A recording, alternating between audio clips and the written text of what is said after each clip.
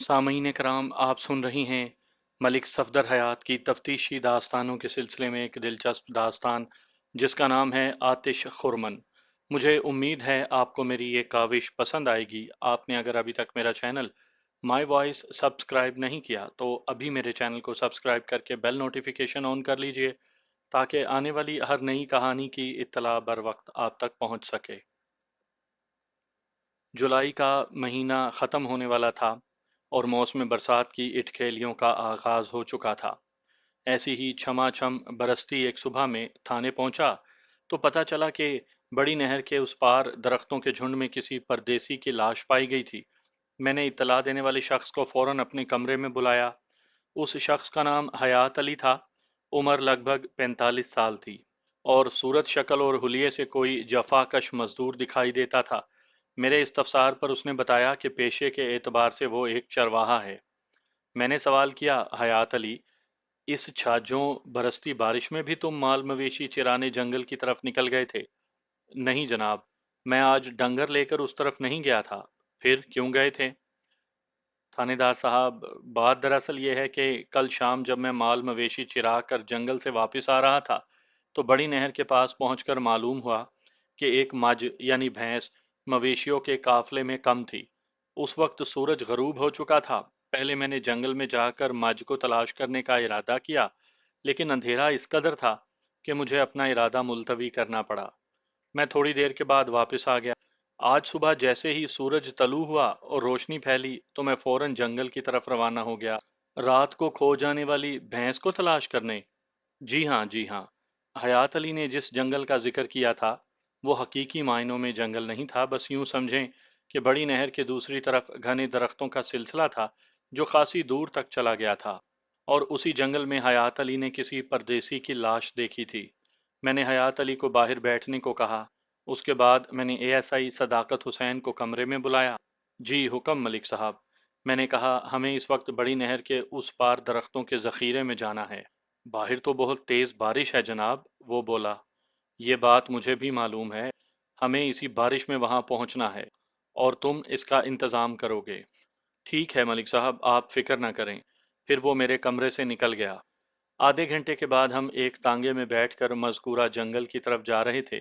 تانگے کے علاوہ اے ایس آئی صداقت حسین نے 3-4 چھتریوں کا بھی بندوبست کر لیا تھا۔ اگرچہ اس وقت بارش قدرے دھیمی ہو چکی تھی، مگر یہ کسی بھی وقت موسلا دھار بارش کی شکل اختیار کر سکتی تھی۔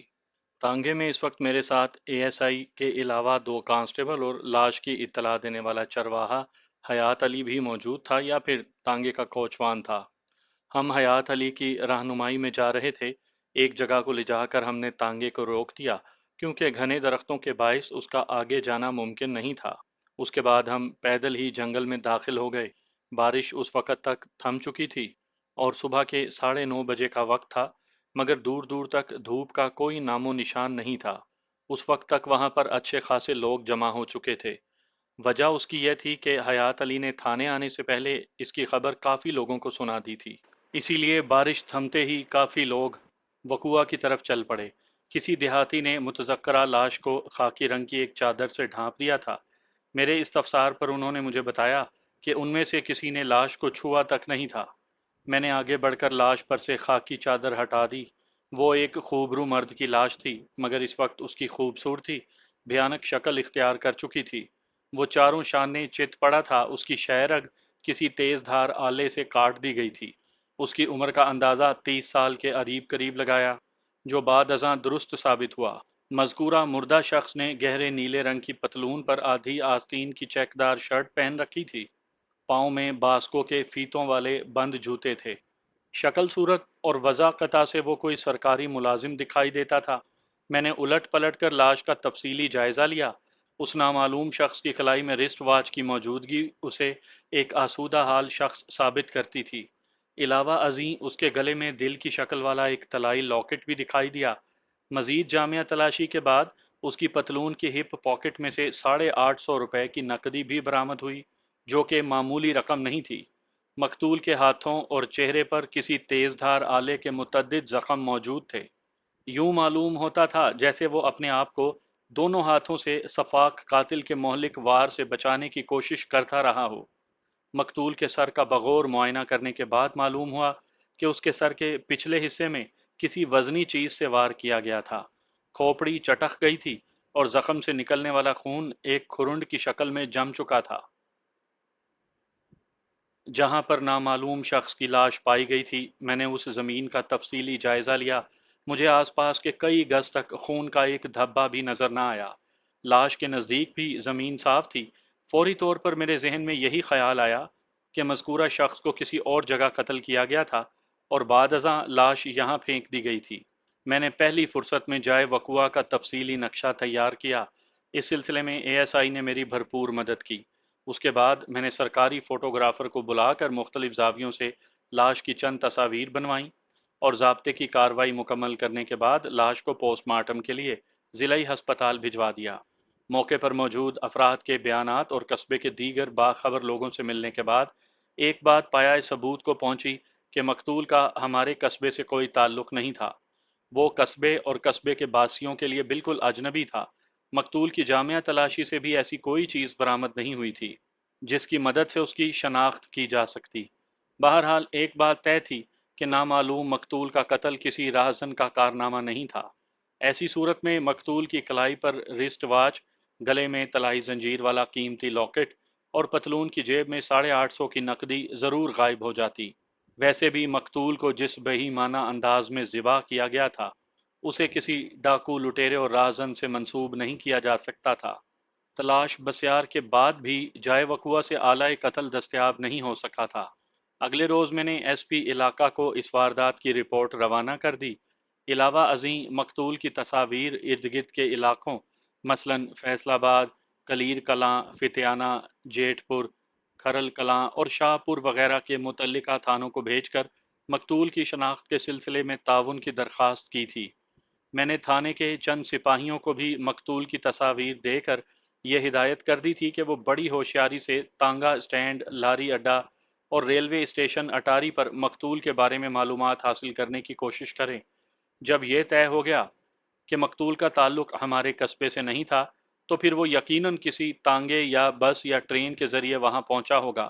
مجھے امید تھی کہ بہت جلد اس سلسلے میں کوئی پیش رفت ہوگی۔ پوسٹ مارٹم کی ابتدائی رپورٹ کے مطابق نامعلوم مقتول کی موت 23 جولائی کی شب 10 اور 11 بجے کے درمیان ہوئی تھی۔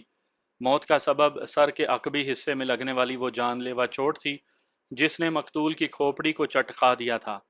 میڈیکل آفیسر کے مطابق مقتول کے ہاتھوں اور چہرے پر پائے جانے والے زخم اس کی موت کے بعد لگائے گئے تھے، حتیٰ کہ جب مقتول کی شہرک کاٹی گئی اس وقت بھی وہ بقید حیات نہیں تھا۔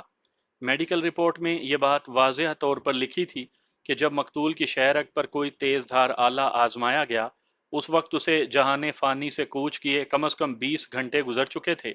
میرا اندازہ بھی کم و بیش یہی تھا جو میں نے لاش کو دیکھتے ہی قائم کر لیا تھا۔ اس سنسنی خیز رپورٹ نے میرے بہت سے اندازوں کی تصدیق کر دی تھی۔ جس روز ہمیں نامعلوم مقتول کی لاش ملی وہ 25 جولائی کی صبح تھی۔ اس سے یہ بات ثابت ہوتی تھی کہ مقتول کی موت کی قریباً 36 گھنٹے کے بعد ہمیں اس کی لاش ملی تھی۔ اچانک میرے ذہن میں روشنی کا ایک جھماکا سا ہوا اور میں نے اپنے خیال کی تصدیق کے لیے ایک سپاہی کو اپنے کمرے میں بلا لیا۔ عارف مذکورہ سپاہی میرے سامنے آ کر اٹینشن ہوا تو میں نے کہا، حیات علی کو فوراً یہاں لے کر آؤ۔ کون حیات علی ملک صاحب؟ لگتا ہے تمہاری یادداشت کمزور پڑ گئی ہے۔ اگر پولیس کے محکمے میں رہ کر ترقی کرنا چاہتے ہو تو آنکھیں اور دماغ کو کھلا رکھو۔ میں اس حیات علی کا ذکر کر رہا ہوں جس نے چند روز قبل ہمیں ایک لاش کی اطلاع دی تھی، جو ڈھور ڈنگر چرانے کا کام کرتا ہے۔ آئی سمجھ میں؟ بالکل سمجھ گیا جناب۔ پھر اس کے بعد اس نے مجھے سلوٹ کیا اور کمرے سے نکل گیا۔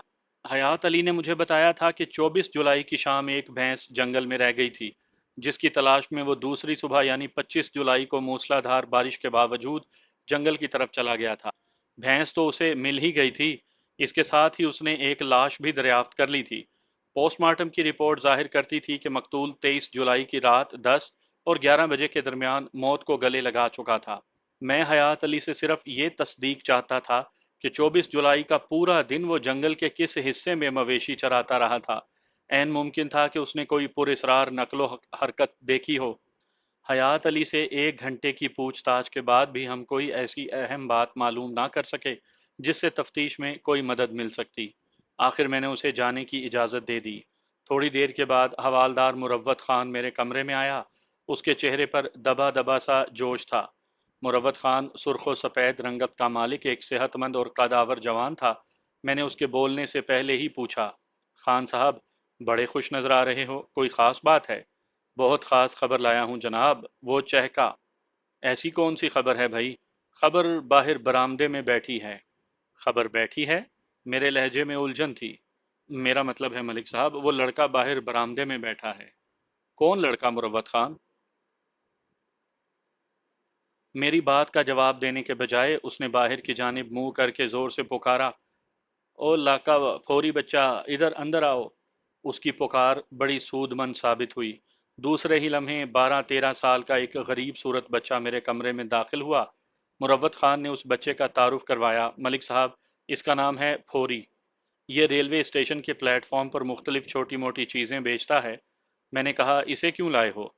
یہ بہت کام کی چیز ہے جناب، حوالدار مروت خان نے وضاحت کی۔ اس نے چند روز قبل اس پردیسی مقتول کو ٹرین سے اترتے ہوئے دیکھا تھا۔ اس کے ساتھ ایک نوجوان لڑکی بھی تھی۔ اس سنسنی خیز انکشاف نے مجھے پھوری نامی اس بچے میں دلچسپی لینے پر مجبور کر دیا۔ میں نے اسے کرسی کی جانب اشارہ کرتے ہوئے نرم سے لہجے میں کہا، بیٹھو بچے۔ پھوری نے الجھن آمیز نظر سے حوالدار کو دیکھا۔ مروت خان نے کہا، شاباش، بیٹھ جاؤ بیٹا کرسی پر، اور ملک صاحب جو پوچھیں اس کا ٹھیک ٹھیک جواب دو۔ تھوڑی سی ہچکچاہٹ کے بعد وہ کرسی پر بیٹھ گیا۔ میں حتی الامکان نرم رویہ اختیار کرتے ہوئے پھوری سے زیادہ معلومات حاصل کرنا چاہتا تھا۔ میں نے کہا، پھوری تمہارا یہ نام بڑا عجیب سا ہے، کیا یہ تمہارا اصلی نام ہے؟ نہیں جی، اصل نام تو غفور ہے، مگر اب یہی نام پڑ گیا ہے۔ تم رہتے کہاں ہو؟ ریلوے لائن کے ساتھ جو جھگیاں ہیں انہی میں سے ایک میں رہتا ہوں۔ کون سی جماعت میں پڑھتے ہو؟ میں پڑھتا نہیں جی۔ کیوں؟ بس نہیں پڑھتا۔ تمہارا باپ کیا کرتا ہے؟ میں نے پوچھا۔ وہ میری اماں کو مارتا ہے۔ اس کا لہجہ زہر میں بجھا ہوا تھا۔ مجھے گالیاں دیتا ہے، ہم دونوں کی کمائی چھین لیتا ہے، شراب پیتا ہے، جوا کھیلتا ہے، اور خدا جانے کیا کیا کرتا ہے۔ پھوری کا لہجہ کرب میں ڈوبا ہوا تھا۔ جھگیوں میں رہنے والے اکثر بچوں کا یہی المیہ ہوتا ہے۔ میں نے محبت سے کہا، کیا تمہاری ماں بھی کہیں کام کرتی ہے؟ بڑے لوگوں کے برتن مانجتی ہے جی، ان کے کپڑے دھوتی ہے اور گھر کا کام کاج بھی کرتی ہے۔ اس کے چہرے پر بکھرے ہوئے دکھوں کے رنگ کئی المناک کہانیاں سنا رہے تھے۔ میں نے زیادہ کریدنا مناسب نہ سمجھا اور پوچھا، غفور تم ریلوے اسٹیشن پر کیا بیچتے ہو؟ جناب بس چھوٹی موٹی کھانے پینے کی اشیاء فروخت کرتا ہوں، مثلاً بسکٹ، ٹافیاں، کھٹی میٹھی املی، کیک، پیسٹری اور مرنڈا وغیرہ۔ تم نے حوالدار کو بتایا ہے کہ کچھ روز پہلے تم نے تصویر والے آدمی کو دیکھا تھا؟ جی ہاں، اس شہری باؤ کے ساتھ ایک نوجوان لڑکی بھی تھی۔ وہ ٹرین سے اتر کر پلیٹ فارم پر ایک بینچ پر بیٹھ گئے تھے۔ جب ٹرین روانہ ہوئی اور پلیٹ فارم پر لوگوں کا ہجوم کچھ کم ہوا تو اس باؤ نے اشارے سے مجھے اپنے پاس بلایا۔ میں سمجھا تھا شاید وہ مجھ سے کوئی چیز لینا چاہتے ہیں، لیکن جب میں ان کے پاس پہنچا تو معاملہ ہی دوسرا نکلا۔ کیا معاملہ نکلا؟ میں نے جلدی سے پوچھا۔ اس شہری باؤ نے، جس کا نام تو مجھے نہیں معلوم، اس نے کہا تھا کہ میں اس کا سامان اٹھا کر باہر لے چلوں۔ اس کے پاس 2 بڑے سائز کے اٹیچی کیس تھے۔ میں نے جواباً کہا وہ اپنا سامان کسی کلی سے اٹھوا لے، لیکن اس نے نفی میں گردن ہلاتے ہوئے کہا کہ وہ کسی کلی کے بجائے مجھ ہی سے مدد لے گا، اور مجھے اس نے یقین دلایا کہ وہ مجھے اس کام کا معاوضہ بھی دے گا۔ اس وقت تک ٹرین پلیٹ فارم سے روانہ ہو چکی تھی۔ میں نے سوچا چلو اس شخص کی مدد کرنے میں کوئی حرج نہیں، اس طرح مجھے بھی کچھ اضافی آمدنی ہو جاتی۔ میں نے اپنا خانچہ کینٹین کے پاس رکھا اور اس کا ایک اٹیچی کیس اپنے سر پر رکھ لیا۔ میں دوسرا اٹیچی کیس اٹھانے لگا تو اس نے منع کر دیا اور خود اٹھا لیا اور میرے ساتھ ساتھ چلنے لگا۔ میں نے ان دونوں کو اسٹیشن کی عمارت کے باہر پہنچا دیا، اپنی محنت کا معاوضہ وصول کیا اور دوبارہ واپس پلیٹ فارم میں آ گیا۔ اس روز میں کافی دیر تک ان دونوں مسافروں کے بارے میں سوچتا رہا۔ میں نے پوچھا کہ تم اس روز ان مسافروں کے بارے میں کیا سوچتے رہے تھے؟ سب سے عجیب بات تو یہ تھی کہ اس نے مجھے اس معمولی سے کام کا معاوضہ پورے 10 روپے دیا تھا، جبکہ کلی یہی کام روپے 1.25 روپے میں کر دیتا۔ جب میں نے ہچکچاہٹ محسوس کی تھی تو اس نے کہا تھا، رکھ لو، یہ تمہاری محنت کے علاوہ اس بات کا معاوضہ بھی ہے کہ تم اس کا ذکر کسی سے نہیں کرو گے اور ابھی سے ہمیں بھول جاؤ گے۔ اسی وجہ سے میں ان دونوں کے بارے میں کافی دیر تک سوچتا رہا تھا۔ میں نے پوچھا، اور تم نے حسب وعدہ کسی سے ان کا ذکر بھی نہیں کیا؟ بالکل نہیں جناب، آج پہلی مرتبہ آپ کے سامنے زبان کھولی ہے۔ اچھا، تم نے ان دونوں مسافروں کو اسٹیشن کی عمارت کے باہر کہاں چھوڑا تھا؟ میں نے ان کا سامان تانگا اسٹینڈ پر پہنچایا تھا۔ کیا وہ کسی ٹانگے میں بیٹھے تھے؟ میں ان دونوں کو تانگا اسٹینڈ پر چھوڑ کر 10 روپے کا نوٹ لے کر وہاں سے ہٹ گیا تھا، لیکن چونکہ مجھے ان کے بارے میں تجسس تھا، اس لیے ایک پھل فروش کی دکان کی آڑ میں کھڑے ہو کر میں انہیں دیکھتا رہا۔ کچھ دیر تک وہ آپس میں باتیں کرتے رہے۔ میں ان کی آواز تو نہیں سن سکا، لیکن مجھے اندازہ ہو گیا کہ وہ کسی اختلافی معاملے پر بات کر رہے تھے۔ کچھ دیر کے بعد وہ ایک تانگے میں بیٹھ کر وہاں سے روانہ ہو گئے۔ میں نے سوال کیا، فوری، تم کیا بتا سکتے ہو کہ وہ تانگے میں بیٹھ کر کس طرف گئے تھے؟ نہیں جناب، میں تو نہیں بتا سکتا، لیکن مجھے یہ یاد ہے کہ ان کا تانگا بڑی نہر کی طرف جانے والے راستے کی طرف گیا تھا۔ بڑی نہر کے ذکر پر میں چونک اٹھا اور بے چین نظروں سے فوری کو دیکھنے لگا۔ شاید وہ میری بے قراری بھانپ گیا تھا، جلدی سے بولا، تھانے دار صاحب، اس سلسلے میں چاچا فیقا آپ کی مدد کر سکتا ہے۔ کون چاچا فیقا؟ جناب، وہ دونوں مسافر چاچا فیقا کے تانگے میں ہی تو گئے تھے۔ یہ ایک نہایت اہم انکشاف تھا۔ اگر ہم چاچے فیقے تانگے بان کو پکڑ لیتے تو ہمیں اس سے خاصی اہم معلومات مل سکتی تھی۔ میں نے کمرے میں موجود حوالدار مروت خان کو حکم دیا کہ وہ فوراً چاچا فیقا کوچوان کو ڈھونڈ کر لائے۔ اس کے جانے کے بعد فوری نے مجھے کہا، جناب، آپ مجھے اور کتنی دیر بٹھائیں گے؟ کیوں، یہاں تمہیں کوئی تکلیف محسوس ہو رہی ہے؟ نہیں جناب، لیکن میرا اچھا خاصا نقصان ہو رہا ہے۔ ٹرین کے آنے کا وقت ہونے والا ہے۔ اگر میں یہاں بیٹھا رہا تو ظاہر ہے ٹرین تو میرے انتظار میں نہیں رکے گی نا۔ میں اس کی بات سمجھ گیا تھا۔ میں نے کہا، بس تم میرے چند سوالوں کے جواب دو، پھر چلے جانا۔ اچھی طرح سوچ کر بتاؤ کہ وہ دونوں مسافر کتنے دن پہلے اٹاری ریلوے اسٹیشن پر پہنچے تھے؟ دن اور تاریخ تو یاد نہیں جناب، ویسے میرا خیال ہے 8-10 دن تو ہو گئے ہیں۔ میں نے سوال کیا، کون سی ٹرین سے اترے تھے؟ پاک پتن شریف والی ٹرین سے۔ ٹرین پاک پتن سے آ رہی تھی یا جا رہی تھی؟ آ رہی تھی جناب، فوری نے پر اعتماد لہجے میں جواب دیا۔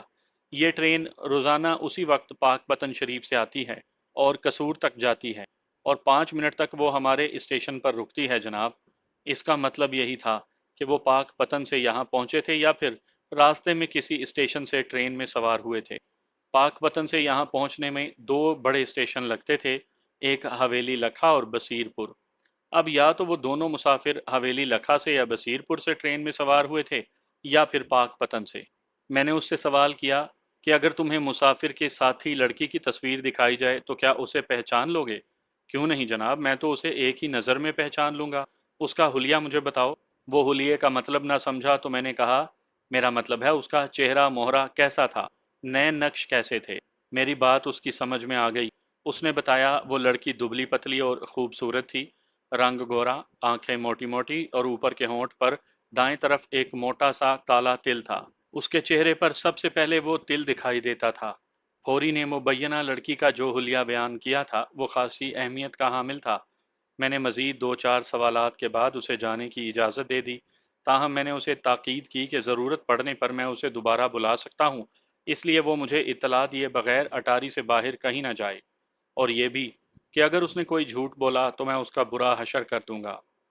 میں اس روز ڈیوٹی سے اٹھنے کا ارادہ کر ہی رہا تھا کہ حوالدار مروت خان فیقے کوچوان کو پکڑ کر لے آیا۔ میں اپنے کوارٹر میں جانے کا ارادہ سر دست ترک کر دیا اور فیقے کوچوان کو فوراً اپنے کمرے میں بلا لیا۔ اس کا نام محمد رفیق تھا، لیکن وہ چاچا فیقا کے نام سے مشہور تھا۔ عمر 40 اور 45 کے درمیان ہوگی۔ صورت شکل سے وہ ایک صلح جو اور امن پسند شخص نظر آتا تھا۔ حوالدار نے اسے تمام صورتحال سے آگاہ کر دیا تھا، اس لیے مجھے محنت نہیں کرنی پڑی۔ میں نے اس سے لڑکی کے حلیے کے بارے میں چند سوالات کیے۔ اس کے جواب میں فوری کے بیان کی تصدیق ہو گئی۔ پھر میں نے پوچھا، چاچا فیقا، تم نے ان دونوں مسافروں کو کہاں چھوڑا تھا؟ اللہ آپ کا بھلا کرے جی، چاچا فیقا نے اپنے مخصوص انداز میں کہا، انہوں نے سالم تانگا کروایا تھا، میں نے انہیں ریسٹ ہاؤس پہنچا دیا تھا۔ Rest house? جی سرکار، وہ ریسٹ ہاؤس تک گئے تھے، وہی ریسٹ ہاؤس جو بڑی نہر کے کنارے ہے۔ سرکاری افسر وہاں اکثر قیام کرتے ہیں۔ جس مقام سے مقتول کی لاش ملی تھی وہ ریسٹ ہاؤس سے تقریباً 3-3.5 فرلانگ کے فاصلے پر تھا۔ فیقا کوچوان نے تائید کی کہ اس نے اسی ریسٹ ہاؤس میں دونوں مسافروں کو اتارا تھا۔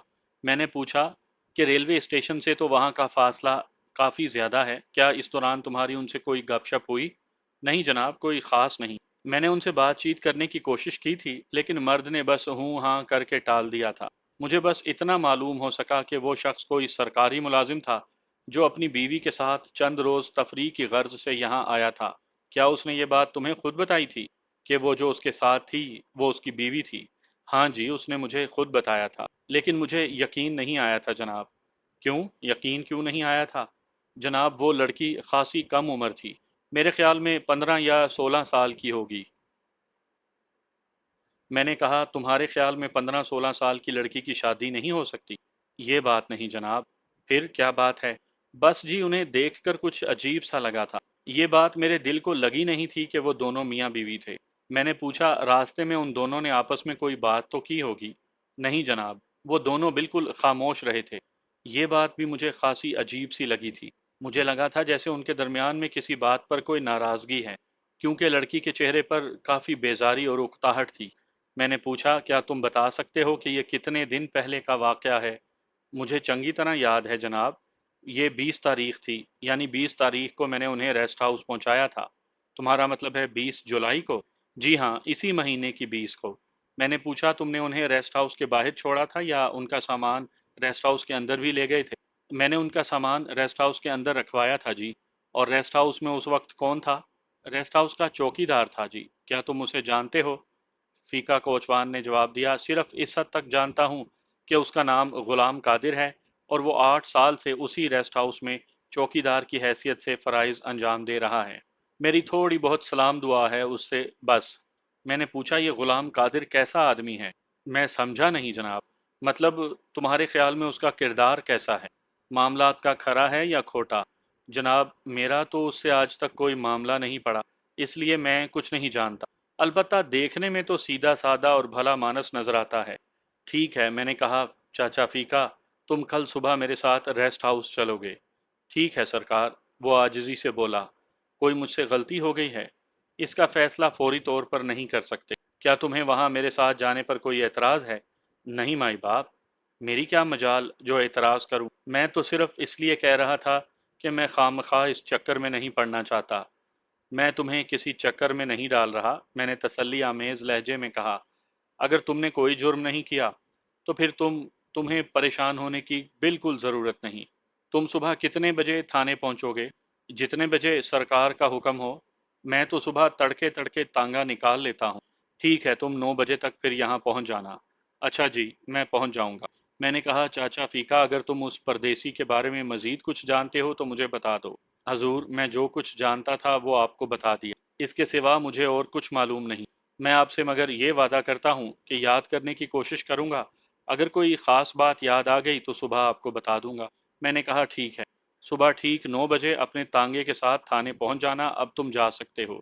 وہ اٹھ کر کھڑا ہوا اور پھر رخصت ہونے سے پہلے اس نے پوچھا، ملک صاحب اگر آپ ناراض نہ ہوں تو میں ایک بات پوچھوں؟ ہاں پوچھو۔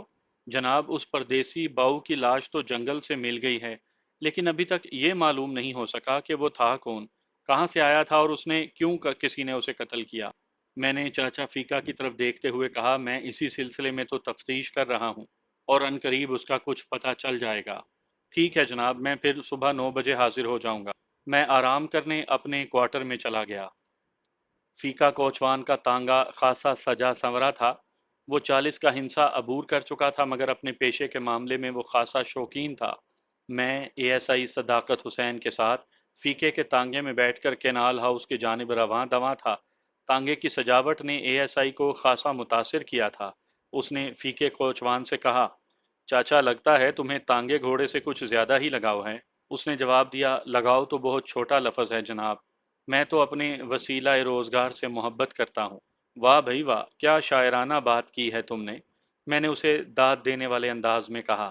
اے ایس آئی کچھ دیر تک فیکے تانگے والے کے جذبات اور خیالات کو سراہتا رہا، پھر ہمارے درمیان نامعلوم پردیسی مرڈر کیس کے بارے میں گفتگو ہونے لگی۔ کچھ دیر کے بعد ہم مطلوبہ ریسٹ ہاؤس پہنچ گئے۔ یہ ریسٹ ہاؤس نہر لوئر باری دو آب کے کنارے سے ذرا ہٹ کر تعمیر کیا گیا تھا اور یہاں سے جائے وقوع لگ بھگ 3 فرلانگ کے فاصلے پر تھا۔ ریسٹ ہاؤس کے چوکیدار غلام قادر نے ہمارا استقبال کیا۔ میں اور اے ایس آئی سرکاری وردی میں تھے۔ غلام قادر ہم پر نظر پڑتے ہی ایک لمحے کے لیے گھبرا گیا۔ کوچوان چاچا فیقا نے ہمارا تعارف کروایا۔ غلام قادر یہ ملک صفدر حیات صاحب ہیں۔ اس نے میری جانب اشارہ کیا، اور یہ ہمارے علاقے کے تھانے دار ہیں۔ ان کے ساتھ اسسٹنٹ سب انسپکٹر صداقت حسین ہیں۔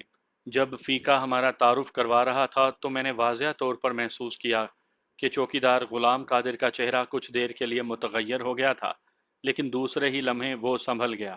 ست بسم اللہ جی، میرے تو نصیب کھل گئے، اتنے بڑے بڑے لوگ یہاں آئے ہیں۔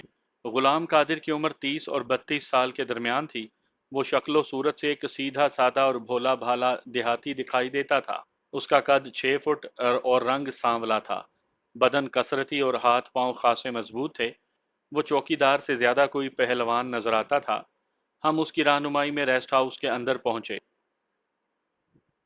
اس نے ہمیں ایک کمرے میں بٹھایا اور جلدی سے ہمارے لیے ٹھنڈا پانی لے آیا۔ ہم پانی پی چکے تو وہ بولا، تھانے دار صاحب اگر آپ کا حکم ہو تو کچھ کھانے وغیرہ کا بندوبست کروں؟ میں نے اس کے چہرے پر نگاہ جماتے ہوئے کہا، ہم یہاں کھانے پینے نہیں بلکہ کچھ ضروری باتیں پوچھنے آئے ہیں تم سے۔ جیسے آپ کی مرضی جناب، ہم تو حکم کے غلام ہیں۔ میں نے پوچھا، غلام قادر مجھے پتا چلا ہے کہ 8-10 روز قبل ایک جوڑا ریسٹ ہاؤس میں آ کر ٹھہرا تھا۔ اس کے چہرے پر ایک رنگ سا آ کر گزر گیا۔ لکنت آمیز لہجے میں بولا، جی ہاں، وہ میاں بیوی تھے۔ وہ دونوں کس تاریخ کو یہاں پہنچے تھے؟ شاید 20 تاریخ کو وہ یہاں آئے تھے۔ تمہارا مطلب ہے 10 روز پہلے؟ جی جی۔ اور وہ کتنے دن تک اس ریسٹ ہاؤس میں ٹھہرے؟ میں نے واضح طور پر محسوس کیا کہ جواب دینے سے پہلے وہ کسی کشمکش کا شکار ہو گیا۔ پہلی ہی نظر میں وہ مجھے مشکوک دکھائی دیا، لیکن میں سمجھا شاید یہ میری وردی کا اثر ہو۔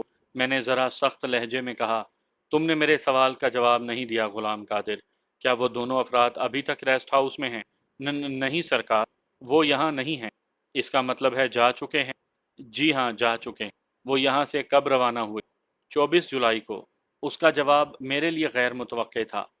میں نے ڈانٹتے ہوئے کہا، دیکھو غلام قادر، ابھی تو میں نرمی سے پیش آ رہا ہوں، لیکن اگر تم نے عدم تعاون کا مظاہرہ کیا تو میں سخت ترین رویہ اپنانے سے دریغ نہیں کروں گا۔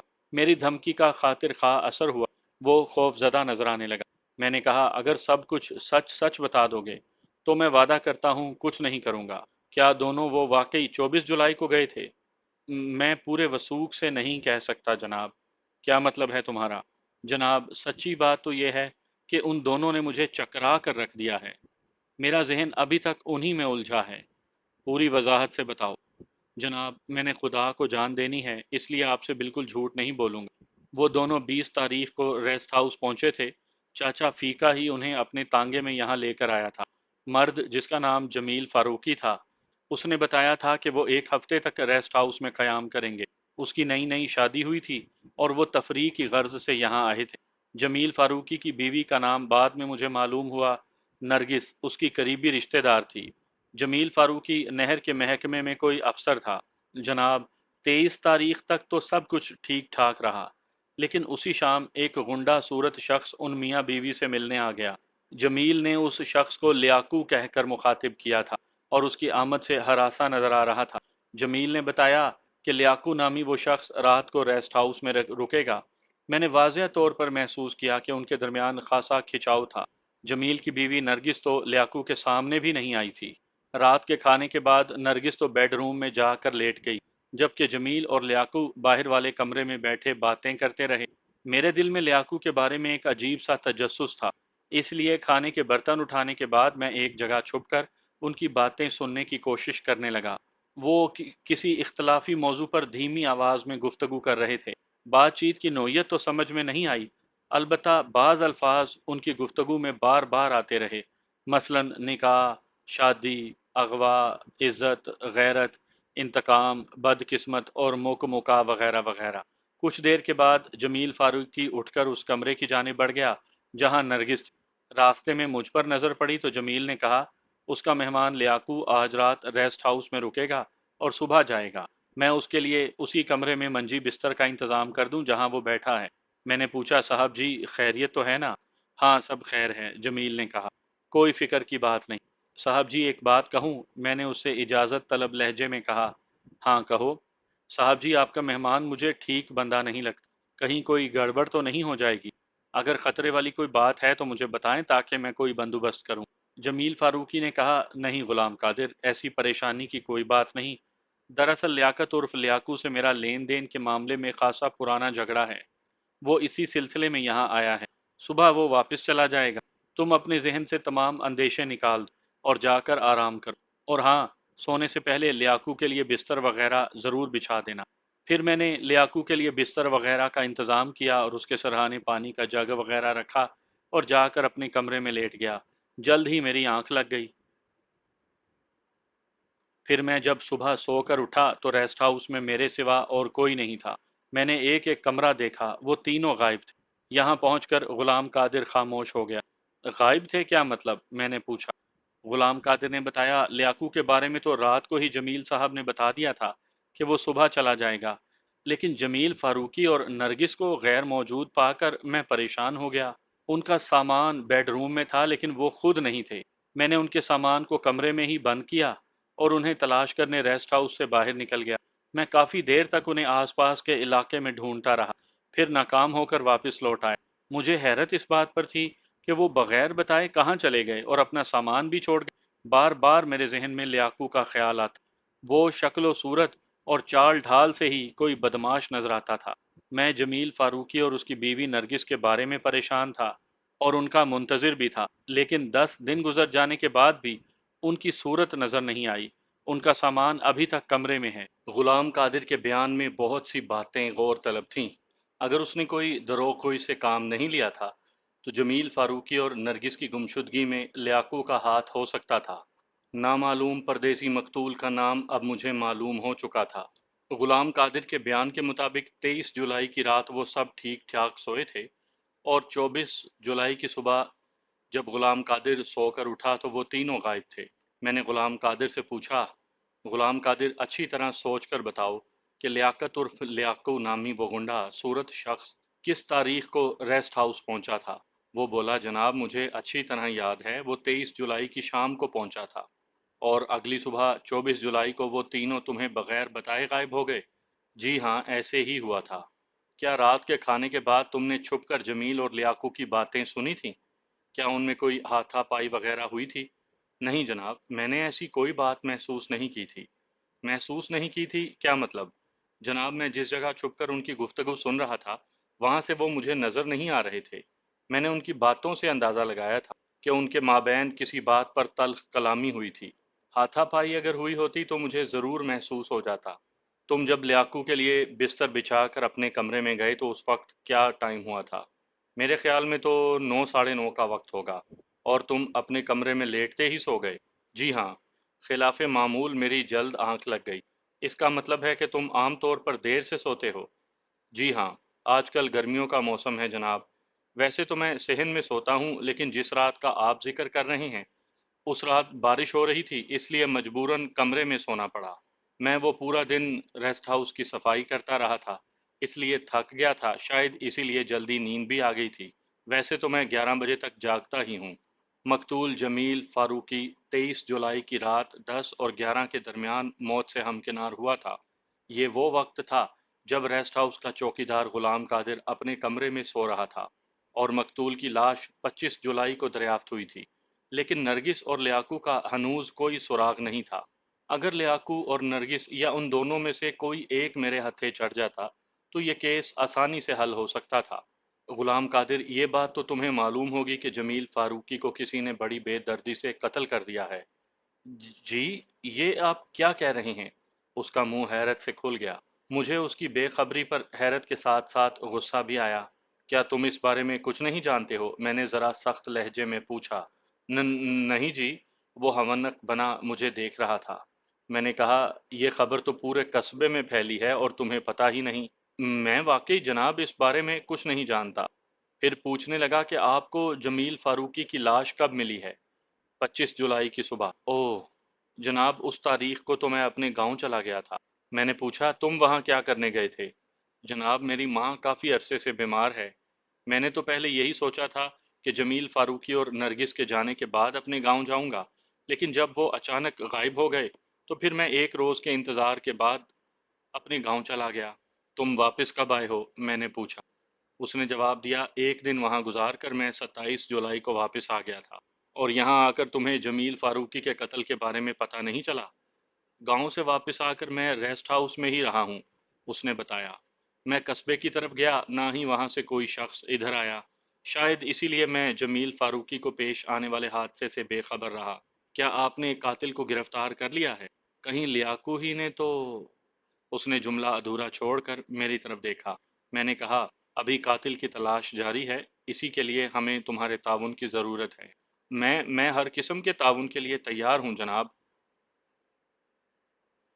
میں نے کہا، غلام قادر، اگرچہ ہمیں جمیل فاروقی کی لاش 25 جولائی کی صبح کو ملی ہے، لیکن پوسٹ مارٹم کی رپورٹ کے مطابق اس کی موت 23 جولائی کی رات 10 اور 11 بجے کے درمیان ہوئی تھی۔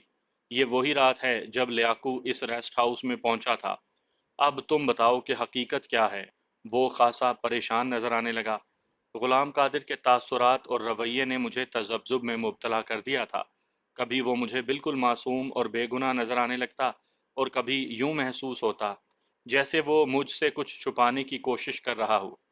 میں کسی نتیجے پر پہنچنے کی کوشش کر رہا تھا۔ اس نے جواب دیا، جناب، حقیقت کیا ہے یہ تو خدا ہی جانتا ہے۔ مجھے تو وہ لیاقو نامی شخص خاصا خطرناک لگا تھا۔ تو تمہارے خیال میں لیاقو ہی نے جمیل فاروقی کو قتل کیا ہوگا؟ مجھے تو ایسے ہی لگتا ہے جناب۔ اس کے تیور مجھے خاصے بگڑے ہوئے نظر آتے تھے۔ غلام قادر، یاد کرنے کی کوشش کرو، 23 جولائی کی رات تم نے کوئی غیر معمولی بات نوٹ کی تھی؟ جناب، میں نے جو کچھ دیکھا تھا اور محسوس کیا تھا وہ سب آپ کو سنا چکا ہوں۔ اس رات میں ایسی گہری نیند سویا تھا کہ صبح ہی آنکھ کھلی تھی، اور اس وقت تک وہ تینوں ریسٹ ہاؤس سے غائب ہو چکے تھے۔ میں نے اس سے پوچھا، غلام قادر، ریسٹ ہاؤس میں قیام کرنے والے 3 افراد اچانک غائب ہو گئے تھے۔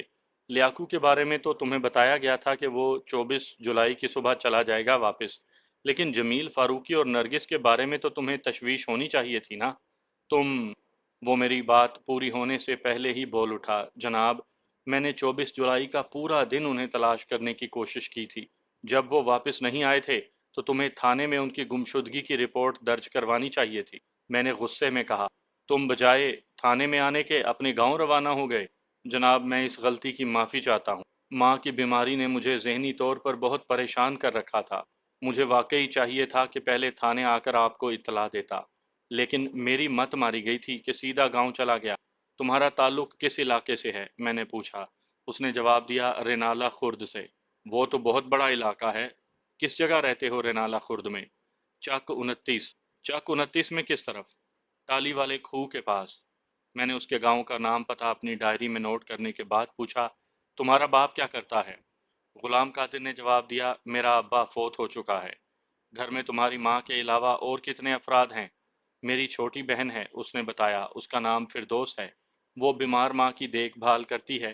اگرچہ اس کی عمر ابھی صرف 12 سال ہے، لیکن وہ گھر کا تمام کام کاج کرنا جانتی ہے۔ میں نے پوچھا، تمہاری ماں کا نام کیا ہے؟ حنیفہ بی بی، اس نے جواب دیا۔ تمہاری ماں کو کیا بیماری ہے؟ اسے سانس کا مرض ہے۔ میں نے کہا، یہ تو بہت بڑا خطرناک مرض ہے۔ اس میں تو مریض کی حالت اچانک خراب ہو سکتی ہے، اور تم رینالہ خرد سے اتنی دور یہاں پڑے ہو۔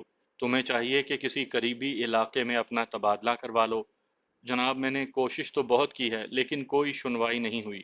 یہاں چوکیداری کرتے ہوئے تمہیں کتنا عرصہ ہوا ہے؟ 8 سال ہو گئے ہیں جناب۔ اس سے پہلے میں قلعہ تارا سنگھ دیپال پور میں تھا۔ میں نے کہا، اگر تم اپنی بیمار اور بوڑھی ماں کے قریب نہیں رہ سکتے تو اپنی ماں اور چھوٹی بہن کو ہی اپنے پاس بلا لو۔ جناب، میں نے بہت کوشش کی، لیکن ماں نہیں مانتی۔ ماں کا کہنا ہے کہ جس گاؤں میں اس کے خاوند رستم علی کی ہڈیاں دفن ہیں، وہ اس جگہ کو کیسے چھوڑ سکتی ہے؟ میں نے اچانک سوال کیا، غلام قادر، تمہیں یہ تو معلوم ہوگا کہ جمیل فاروقی اور اس کی بیوی نرگس کا تعلق کس علاقے سے تھا؟ نہیں جی، نہ میں نے پوچھا اور نہ ہی اس نے بتایا۔ اصل میں جی، ریسٹ ہاؤس میں آ کر ٹھہرنے والے سرکاری افسر اس بات کو پسند نہیں کرتے کہ ان کے ذاتی معاملات میں کوئی دلچسپی لے۔ مجھے 2 ایک بار تلخ تجربہ ہو چکا ہے، اس لیے میں محتاط رہتا ہوں۔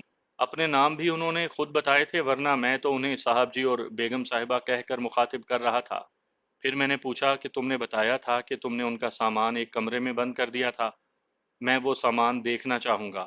جی ضرور، دیکھیں جناب، وہ سامان ان کے کمرے میں ہی رکھا ہے۔ میں اور اے ایس آئی صداقت حسین چوکیدار غلام قادر کے ہمراہ اس کمرے میں پہنچے جہاں چند روز قبل مقتول جمیل فاروقی اور اس کی مبینہ بیوی نرگس نے قیام کیا تھا۔ وہ ایک عام سائز کا بیڈ روم تھا۔ کمرے کے وسط میں ایک بڑے سائز کی مسہری بچھی تھی۔ مسہری کی چادر سے محسوس ہوتا تھا جیسے وہاں سونے والا ابھی ابھی اٹھا ہو۔ کمرے کے ایک کونے میں وہ دونوں اٹیچی کیس موجود تھے جن کا ذکر پہلے پوری اور بعد ازاں چاچا فیقا نے کیا تھا۔ دونوں اٹیچی کیس کھلے تھے، یعنی ان میں تالا نہیں لگایا گیا تھا۔ میں نے ایک اٹیچی کیس کھول کر اندر جھانکا۔ اس میں زنانہ ملبوسات بھرے تھے۔ دو تین زیورات کے ڈبے بھی تھے، لیکن ان کے اندر زیور نہیں تھا۔ اس کے علاوہ عورتوں کے استعمال کی چھوٹی موٹی چند دیگر اشیاء بھی تھی۔ واضح طور پر وہ نرگس کا اٹیچی کیس تھا۔ میں نے اٹیچی کیس کی جیبوں میں ہاتھ ڈال کر انہیں چیک بھی کیا، لیکن کوئی قابل ذکر چیز برآمد نہ ہو سکی۔ میں نے وہ اٹیچی کیس بند کر کے دوسرا کھولا۔ اس اٹیچی کیس میں چند جوڑے مردانہ استعمال کے تھے، جن میں ایک شلوار قمیض کے علاوہ تین پتلونیں اور چار پانچ شرٹس بھی شامل تھیں۔ علاوہ ازیں ایک دھلا ہوا تولیہ، چند جیبی رومال، موزوں کے دو جوڑے اور شیونگ کا سامان بھی نظر آیا۔ مذکورہ اٹیچی گنجائش کے اعتبار سے نرگس والے اٹیچی کیس سے قدرے بڑا تھا۔ اس اٹیچی کیس کی ایک جیب سے مجھے ایک کارآمد چیز مل گئی۔ یہ ریلوے کے دو ٹکٹ تھے۔ میں نے ان ٹکٹوں کا بغور جائزہ لیا۔ ٹکٹ 20 جولائی کے سفر کے لیے جاری کیے گئے تھے، جو حویلی لکھا یعنی ضلع اوکاڑا سے کنگن پور یعنی ضلع کسور تک کارآمد تھے۔ جمیل فاروقی کے اٹیچی کیس سے ان ٹکٹوں کا ملنے کا واضح مطلب یہی تھا کہ ان دونوں مبینہ میاں بیوی نے انہی ٹکٹوں پر سفر کیا تھا۔ مگر ایک بات میری سمجھ میں نہیں آ رہی تھی کہ وہ کنگن پور جانے کے بجائے اٹاری ریلوے اسٹیشن پر کیوں اتر گئے تھے۔ بہرحال یہ پتہ چل گیا تھا کہ ان دونوں کا تعلق حویلی لکھا یا گرد و نواح کے کسی علاقے سے تھا۔ میں نے دونوں ٹکٹ اپنی جیب میں ڈال لیے اور کمرے میں موجود دیگر چیزوں کا جائزہ لینے لگا۔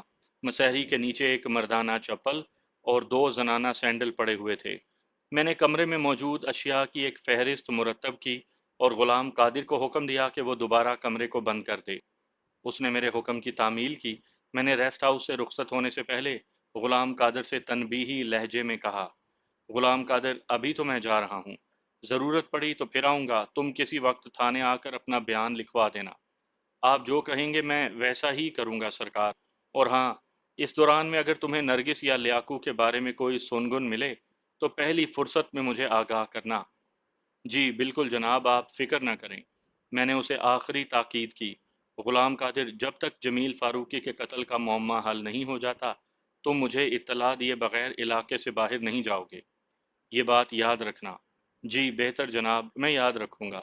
اس روز جب ہم ریسٹ ہاؤس سے نکلے تو دن کے تقریباً 12 بج چکے تھے۔ کچھ دیر پہلے ہی سورج نکلا تھا۔ ہم ابھی واپس تھانے پہنچے نہیں تھے کہ اچانک بوندا باندی شروع ہو گئی۔ پھر دیکھتے ہی دیکھتے موسلا دھار می برسنے لگا۔ وہ تو خیریت گزری کہ ہم اپنے ساتھ چھتریاں لے کر نکلے تھے۔ تھانے پہنچنے کے بعد فیقا کوچوان نے استفسار کیا، اور کوئی حکم سرکار؟ میں نے اپنی جیب خاص سے 5 روپے کا ایک نوٹ نکال کر اس کی جانب بڑھایا۔ یہ رکھ لو چاچا، ہماری وجہ سے تمہارا آدھا دن ضائع ہو گیا۔ میں تو آپ کا خادم ہوں جناب۔ مگر اس نے نوٹ نہیں پکڑا۔ اس تکلف کی کیا ضرورت ہے؟ وہ مسکین سی صورت بنا کر بولا۔ کوئی اور خدمت ہو تو بتائیں۔ تکلف تو تم کر رہے ہو چاچا، میں نے کہا، تمہیں یہ نوٹ لینا ہی پڑے گا، اور ہاں اگر ضرورت پڑی تو تمہیں مزید خدمت کا موقع بھی دیں گے۔ تھوڑی ہچکچاہٹ کے بعد اس نے نوٹ میرے ہاتھ سے تھام لیا۔ دن کا بقیہ حصہ میں نے اب تک کی کارکردگی کی رپورٹ تیار کرنے میں گزارا۔ دوسری صبح میں نے دو تازہ ترین رپورٹ اپنے علاقے کے ایس پی کو روانہ کر دی، جس میں نے ایس پی صاحب کو مطلع کر دیا تھا کہ میں پہلی فرصت میں حویلی لکھا جانے کا ارادہ رکھتا ہوں۔ اس روز اے ایس آئی صداقت حسین چھٹی پر تھا۔ میں نے چند نہایت ہی اہم قسم کے کام نمٹائے اور ایک دوسرے اے ایس آئی فتح علی کو اپنے ساتھ لے کر حویلی لکھا روانہ ہو گیا۔ حویلی لکھا ضلع اوکاڑا کی حدود میں آتا تھا، اس لیے میں نے ڈسٹرکٹ ہیڈ کوارٹر میں رپورٹ کرنے کے بجائے براہ راست متعلقہ تھانے جانے کا فیصلہ کیا۔ حویلی لکھا کا تھانہ انچارج رائے نواز کھرل میرا دیرینہ واقف کار تھا۔ اس نے ہمارا پرتپاک استقبال کیا اور ہماری آمد کی غرض و غایت دریافت کی۔ میں نے تفصیلاً اسے صورتحال سے آگاہ کیا اور اپنے آنے کا مقصد بھی واضح کیا۔ جواباً رائے نواز کھرل نے ایک دوسری ہی کہانی سنائی۔ اس نے کہا، ملک صاحب، ہم تو خود نرگس کی تلاش میں ہیں۔ نرگس کے باپ نے اس کے اغوا کی رپورٹ درج کروا رکھی ہے۔ اغوا کی رپورٹ؟ یہ کیا کہہ رہے ہیں آپ؟ میں بالکل ٹھیک کہہ رہا ہوں ملک صاحب۔ نرگس 20 جولائی سے غائب ہے۔ اس کے باپ ظہور احمد نے لیاقت عرف لیاقو کے خلاف نرگس کے اغوا کی رپورٹ لکھوائی تھی۔ ہم نے بمشکل تمام لیاقو کو 22 جولائی کی رات موزہ کمال کوٹ سلیمان ہیڈ ورک سے گرفتار کیا تھا۔ 26 جولائی تک ہم نے اسے حوالات میں رکھا اور اس سے نرگس کے بارے میں پوچھتے رہے، لیکن اس سلسلے میں کوئی کامیابی نہ ہو سکی۔ جب مجھے یقین ہو گیا کہ نرگس کے اغوا میں لیاقو کا کوئی ہاتھ نہیں، تو میں نے 26 جولائی کی صبح اسے چھوڑ دیا۔ لیاقو 2-3 مرتبہ پہلے بھی بدماشی اور بلوے کے کیس میں حوالات کی ہوا کھا چکا ہے۔ نواز کھرل تھانہ انچارج حویلی لکھا کی فراہم کردہ اطلاعات حیرت انگیز تھیں۔ میں نے اپنی تسلی کے لیے سوال کیا، کھرل صاحب، آپ نے واقعی 22 جولائی کی رات کو لیاقو کو گرفتار کیا تھا؟ بالکل ملک صاحب، مجھے اچھی طرح سے یاد ہے۔ اس روز صبح صبح بارش ہو رہی تھی۔ ہم رات 8 بجے کمال کوٹ پہنچے تھے اور لیاقو کو 2 روز کی جان توڑ محنت اور کوشش کے بعد گرفتار کرنے میں کامیاب رہے تھے۔ میں نے پوچھا، اور 26 جولائی کی صبح آپ نے اسے چھوڑ دیا؟ جی ہاں۔ کیا آپ کو یقین ہے کہ 26 جولائی کی صبح تک لیاقو آپ کے تھانے میں تھا؟ جی ہاں، مجھے یقین کامل ہے۔ اس دوران میں وہ ایک لمحے کے لیے بھی باہر نہیں نکلا تھا۔ میں گہری سوچ میں ڈوب گیا۔ ریسٹ ہاؤس کے چوکی دار نے یقینی لہجے میں مجھے بتایا تھا کہ 23 جولائی کی شام لیاقو مقتول جمیل فاروقی سے ملنے ریسٹ ہاؤس پہنچا تھا اور 24 جولائی کی صبح وہ غائب ہو گیا تھا۔ اس سے تو یہی لگتا تھا کہ چوکیدار غلام قادر نے صریحاً غلط بیانی سے کام لیا تھا۔ اس کا مطلب یہ تھا کہ لیاقو کینال ریسٹ ہاؤس میں نہیں گیا تھا، یا تو وہ کوئی اور شخص تھا، یا پھر غلام قادر نے مجھ سے دانستہ جھوٹ بولا تھا۔ میں اسی تناظر کی روشنی میں غلام قادر کے بارے میں سوچنے لگا۔ اگر اس نے لیاقو کی وہاں آمد کے بارے میں جھوٹ بولا تھا، تو وہ اس جھوٹ سے کیا فائدہ اٹھا سکتا تھا، اور وہ کون سے نقصان اور پریشانی سے بچنا چاہتا تھا؟ میں نے یہی سوچا کہ ہو نہ ہو وہ شخص کوئی اور ہی ہوگا، اور اس نے جمیل فاروقی کو اپنا تعارف لیاقو کے حوالے سے کروایا ہوگا۔ میں نے پوچھا، کھرل صاحب، آپ مجھے لیاقو بدماش کا ذرا حلیہ بتائیں۔ نواز کھرل نے جو حلیہ بیان کیا وہ غلام قادر کے بتائے ہوئے حلیے کے عین مطابق تھا۔ بے اختیار میری زبان سے نکلا، یہ کیسے ممکن ہے؟ ایک شخص ایک ہی وقت میں دو دور دراز مختلف جگہوں پر کیسے پایا جا سکتا ہے؟ نواز کھرل نے بھی یہی کہا کہ چوکی دار نے آپ سے جھوٹ بولا ہے۔ میں واقعی الجھ گیا تھا۔ میں نے کہا، ریلوے ٹکٹ کے مطابق نرگس اور جمیل فاروقی 20 جولائی کو کنگن پور جانے کے لیے حویلی لکھا سے ٹرین میں بیٹھے تھے، لیکن وہ بیچ میں ہی اٹاری ریلوے اسٹیشن پر اتر گئے۔ اب صورتحال یہ ہے کہ جمیل فاروقی نامی وہ شخص قتل ہو چکا ہے اور نرگس لاپتہ ہے۔ نرگس تو 20 جولائی ہی سے لاپتہ ہے جناب۔ ہمارے ریکارڈ کے مطابق اسے اغوا کیا گیا ہے۔ میں نے پوچھا، نرگس کا تعلق حویلی لکھا ہی سے ہے نا؟ جی ہاں۔ کیا لیاقو بھی نرگس کے قریب ہی کہیں کا رہنے والا ہے؟ لیاقو کی رہائش موزہ پیر غنی میں ہے۔ میں چونک اٹھا۔ موزہ پیر غنی اور حویلی لکھا میں تو اچھا خاصا فاصلہ ہے۔ آپ نے بالکل ٹھیک کہا ملک صاحب۔ تو پھر نرگس کے والد ظہور احمد نے اپنی بیٹی کے اغوا کا الزام لیاقت علی پر کیسے عائد کیا؟ اس کی کوئی خاص وجہ؟ بڑی خاص وجہ ہے جناب۔ رائے نواز کھرل کے مطابق لیاقو بدماش ساکن موزہ پیر غنی نے کسی شادی کی تقریب میں نرگس کو دیکھ لیا تھا۔ وہ پہلی نظر میں ہی نرگس پر عاشق ہو گیا تھا۔ اس نے پہلے تو سیدھے طریقے سے نرگس کے باپ سے نرگس کا رشتہ مانگا، لیکن جب ظہور احمد نے اس کا مطالبہ ماننے سے انکار کر دیا تو لیاقو دھمکیاں دینے لگا۔ اس نے صاف الفاظ میں ظہور احمد کو باور کروا دیا تھا کہ اگر اس نے لیاقو کی بات نہ مانی تو وہ نرگس کو اٹھا کر لے جائے گا۔ اس دھمکی کے کچھ ہی روز کے بعد نرگس غائب ہو گئی تھی۔ اسی لیے ظہور احمد نے لیاقو کے خلاف اغوا کی رپورٹ درج کروائی تھی۔ پوری بات سننے کے بعد میں نے کہا، کھرل صاحب، نرگس کی اغوا نما روپوشی اور جمیل فاروقی کا قتل کسی ایک ہی سلسلے کی کڑیاں نظر آتی ہیں۔ نرگس کا اغوا آپ کے تھانے کی حدود میں ہوا ہے اور جمیل فاروقی کا قتل میرے تھانے کی حدود میں۔ ہمیں مل جل کر اس کیس کو حل کرنا ہوگا۔ آپ کا کیا خیال ہے؟ میں آپ کے خیال سے متفق ہوں ملک صاحب۔ میں نے کہا، اگر جمیل فاروقی کے بارے میں معلوم ہو جائے کہ وہ کون تھا اور اس کا نرگس سے کیا تعلق تھا، تو ظاہر ہے آپ کے بقول وہ میاں بیوی تو نہیں تھے، تو ہم کامیابی حاصل کر سکتے ہیں۔ نواز کھرل نے کہا، جمیل فاروقی اگر حویلی لکھا کا رہنے والا ہے تو میں اس کے بارے میں معلومات حاصل کر لیتا ہوں۔ اس علاقے کا انسائکلوپیڈیا میرے تھانے میں ہے۔ انسائکلوپیڈیا؟ جی ہاں، اپنے تھانے کے ہیڈ محرر ناظر منشی کو میں انسائکلوپیڈیا کہتا ہوں۔ وہ بڑا ہی باخبر بندہ ہے۔ پھر تو وہ بڑے کام کا بندہ ہے۔ رائے نواز کھرل نے ایک سپاہی کو بھیج کر اپنے ہیڈ محرر ناظر منشی کو اپنے کمرے میں بلا لیا۔ وہ اندر آ کر ہوشیار باش کھڑا ہو گیا۔ اس کی عمر 40 سے متجاوز تھی۔ وہ ایک دبلا پتلا شخص تھا۔ اس کے چہرے سے ذہانت ٹپکتی تھی، مگر اس ذہانت میں چالاکی اور مکاری کی آمیزش بھی تھی۔ ناظر منشی، رائے نواز کھرل نے پوچھا، کیا یہ شخص ہمارے ہی علاقے کا رہنے والا ہے؟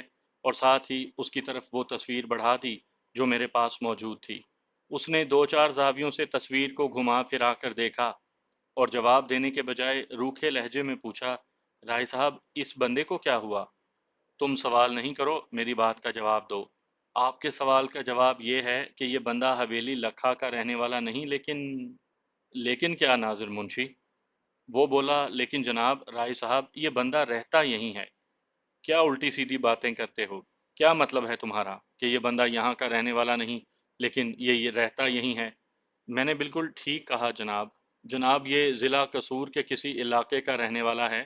اس کی نوکری یہاں حویلی لکھا میں ہے، اس لیے رہتا بھی یہیں ہے۔ یہ محکمہ انہار میں کوئی چھوٹا موٹا افسر ہے۔ اس تصویر کو دیکھ کر تو میں یہی کہوں گا کہ جمیل فاروقی ہے۔ نہیں، بلکہ تھا۔ اس کی کٹی ہوئی گردن بتا رہی ہے کہ اب یہ اس دنیا میں نہیں۔ یہ بتاؤ کہ جمیل حویلی لکھا میں کس جگہ رہتا تھا؟ ظہور احمد کے پڑوس میں، اس نے جواب دیا۔ کیا؟ نواز کھرل کے منہ سے بے ساختہ نکلا۔ میں بھی بولے بغیر نہ رہ سکا۔ تمہارا مطلب ہے نرگس کا باپ ظہور احمد؟ جی ہاں، میں اسی ظہور کی بات کر رہا ہوں۔ میں نے کہا، کھرل صاحب، اس کا تو یہ مطلب ہوا کہ نرگس کو کسی نے اغوا نہیں کیا، بلکہ وہ اپنی مرضی سے جمیل فاروقی کے ساتھ گئی تھی۔ میں بھی انہی خطوط پر سوچ رہا ہوں ملک صاحب۔ میرے لیے کیا حکم ہے رائے صاحب؟ اچانک ہیڈ محرر ناظر منشی نے نواز کھرل کو مخاطب کیا تو وہ بولا، تم ایسا کرو کہ کسی ہوشیار قسم کے کانسٹیبل کو بھیج کر ظہور احمد کو تھانے بلوا لو۔ اوکے سر، یہ کہہ کر ناظر منشی کمرے سے نکل گیا۔ میں نے کہا، کھرل صاحب، آپ کا کیا خیال ہے؟ ظہور احمد نرگس اور اپنے پڑوسی جمیل فاروقی کے تعلقات سے واقف ہوگا؟ ہونا تو چاہیے۔ میں نے پوچھا، آپ ظہور احمد کے بارے میں کتنا جانتے ہیں؟ بہت زیادہ نہیں۔ نرگس کے اغوا کے سلسلے میں پہلی مرتبہ میرا اس سے واسطہ پڑا ہے۔ ویسے بھی اس تھانے میں تعینات ہوئے مجھے زیادہ عرصہ نہیں گزرا۔ میں نے کہا، کھرل صاحب، ظہور احمد کے یہاں پہنچنے پر تو تھوڑی سی دیر لگے گی، کیوں نہ اس دوران ہم آپ کے ہیڈ محرر سے کچھ اور معلومات حاصل کر لیں؟ بڑی خوشی سے جناب، میں ابھی اسے پھر بلاتا ہوں۔ کچھ دیر کے بعد ناظر منشی ہمارے پاس تھا۔ اس مرتبہ نواز کھرل نے اسے ایک کرسی پر بیٹھنے کے لیے کہا اور میری طرف اشارہ کیا۔ ناظر منشی، ملک صاحب تم سے کچھ پوچھنا چاہتے ہیں۔ ضرور پوچھیں جناب، وہ مجھے جو بھی معلوم ہوگا میں ضرور بتاؤں گا۔ میں نے کہا، کیا تم مجھے ظہور احمد اور اس کی بیٹی نرگس کے بارے میں کچھ بتا سکتے ہو؟ علاوہ عظیم محکمہ انہار کے افسر مقتول جمیل فاروقی کے بارے میں تمہاری معلومات کیا کہتی ہیں؟ جناب، میں ضرور بتا سکتا ہوں، لیکن اس سے پہلے ایک سوال کرنا چاہتا ہوں، اگر آپ کو کوئی اعتراض نہ ہو تو۔ پوچھو، کیا پوچھنا ہے ناظر منشی؟ ناظر منشی نے پوچھا، ظہور احمد نے لیاقت عرف لیاقو بدماش کے خلاف اپنی لڑکی نرگس کے اغوا کی رپورٹ درج کروائی تھی۔ وہ قصہ تو دب دبا گیا اور نرگس ابھی تک غائب ہے۔ اب یہ خبریں گرم ہیں کہ اٹاری میں کسی ریسٹ ہاؤس کے نزدیک جنگل میں سے جمیل فاروقی کی لاش ملی ہے۔ یہ کیا معاملہ ہے؟ میں اس وجہ سے سخت الجھن میں ہوں۔ میں نے مختصر الفاظ میں اسے نرگس اور جمیل فاروقی کے اٹاری پہنچنے، ریسٹ ہاؤس میں قیام کرنے، جمیل فاروقی کی لاش کی دستیابی اور نرگس کی روپوشی کے بارے میں بتا دیا اور کہا، ہم ابھی اس الجھی ہوئی ڈوری کو سلجھانے کی کوشش میں ہیں۔ وہ بولا، جناب، ان واقعات سے تو صاف ظاہر ہوتا ہے کہ لیاقو واقعی نرگس کے اغوا کے سلسلے میں ملوث نہیں تھا۔ ہمارا بھی یہی خیال ہے، میں نے کہا، لیکن جمیل فاروقی قتل ہو چکا ہے اور نرگس غائب ہے۔ نواز کھرل نے پوچھا، ناظر منشی، کیا تم نرگس اور جمیل فاروقی کے باہمی تعلقات کے بارے میں کچھ جانتے ہو؟ پہلے نہیں جانتا تھا، اب جان گیا ہوں۔ اب تو پتہ چل گیا ہے کہ ان دونوں کے درمیان عشق بازی پہلے ہی سے چل رہی تھی۔ ویسے بھی ایک طوائف کی بیٹی سے اچھائی کی بھلا کیا توقع رکھی جا سکتی ہے؟ طوائف کی بیٹی؟ میں نے اور نواز کھرل نے بیک آواز کہا، تم کس طوائف کا ذکر کر رہے ہو؟ نرگس کی ماں فیروزہ کا ذکر کر رہا ہوں جناب۔ میں نے پوچھا کیا ظہور احمد کی بیوی پہلے طوائف رہ چکی ہے؟ جی ہاں، ظہور احمد فیروزہ کو بازار حسن کے ایک کوٹھے سے خرید کر لایا تھا، ناظر منشی نے جواب دیا، اور نرگس فیروزہ کے جہیز میں آئی تھی۔ اس کا مطلب ہے نرگس ظہور احمد کی سگی بیٹی نہیں؟ بالکل نہیں جناب، وہ قطعیت سے بولا۔ ناظر منشی انکشاف در انکشاف کر رہا تھا۔ میرے اور نواز کھرل کے مختلف سوالوں کے جواب میں اس نے ظہور احمد اور فیروزہ کے بارے میں جو مختصر کہانی سنائی، میں اپنے الفاظ میں آپ کی خدمت میں پیش کر دیتا ہوں۔ ظہور احمد جوانی ہی سے خاصا رنگین مزاج ثابت ہوا تھا، جلد ہی اس کے قدموں نے طوائفوں کے کوٹھے کا راستہ دیکھ لیا۔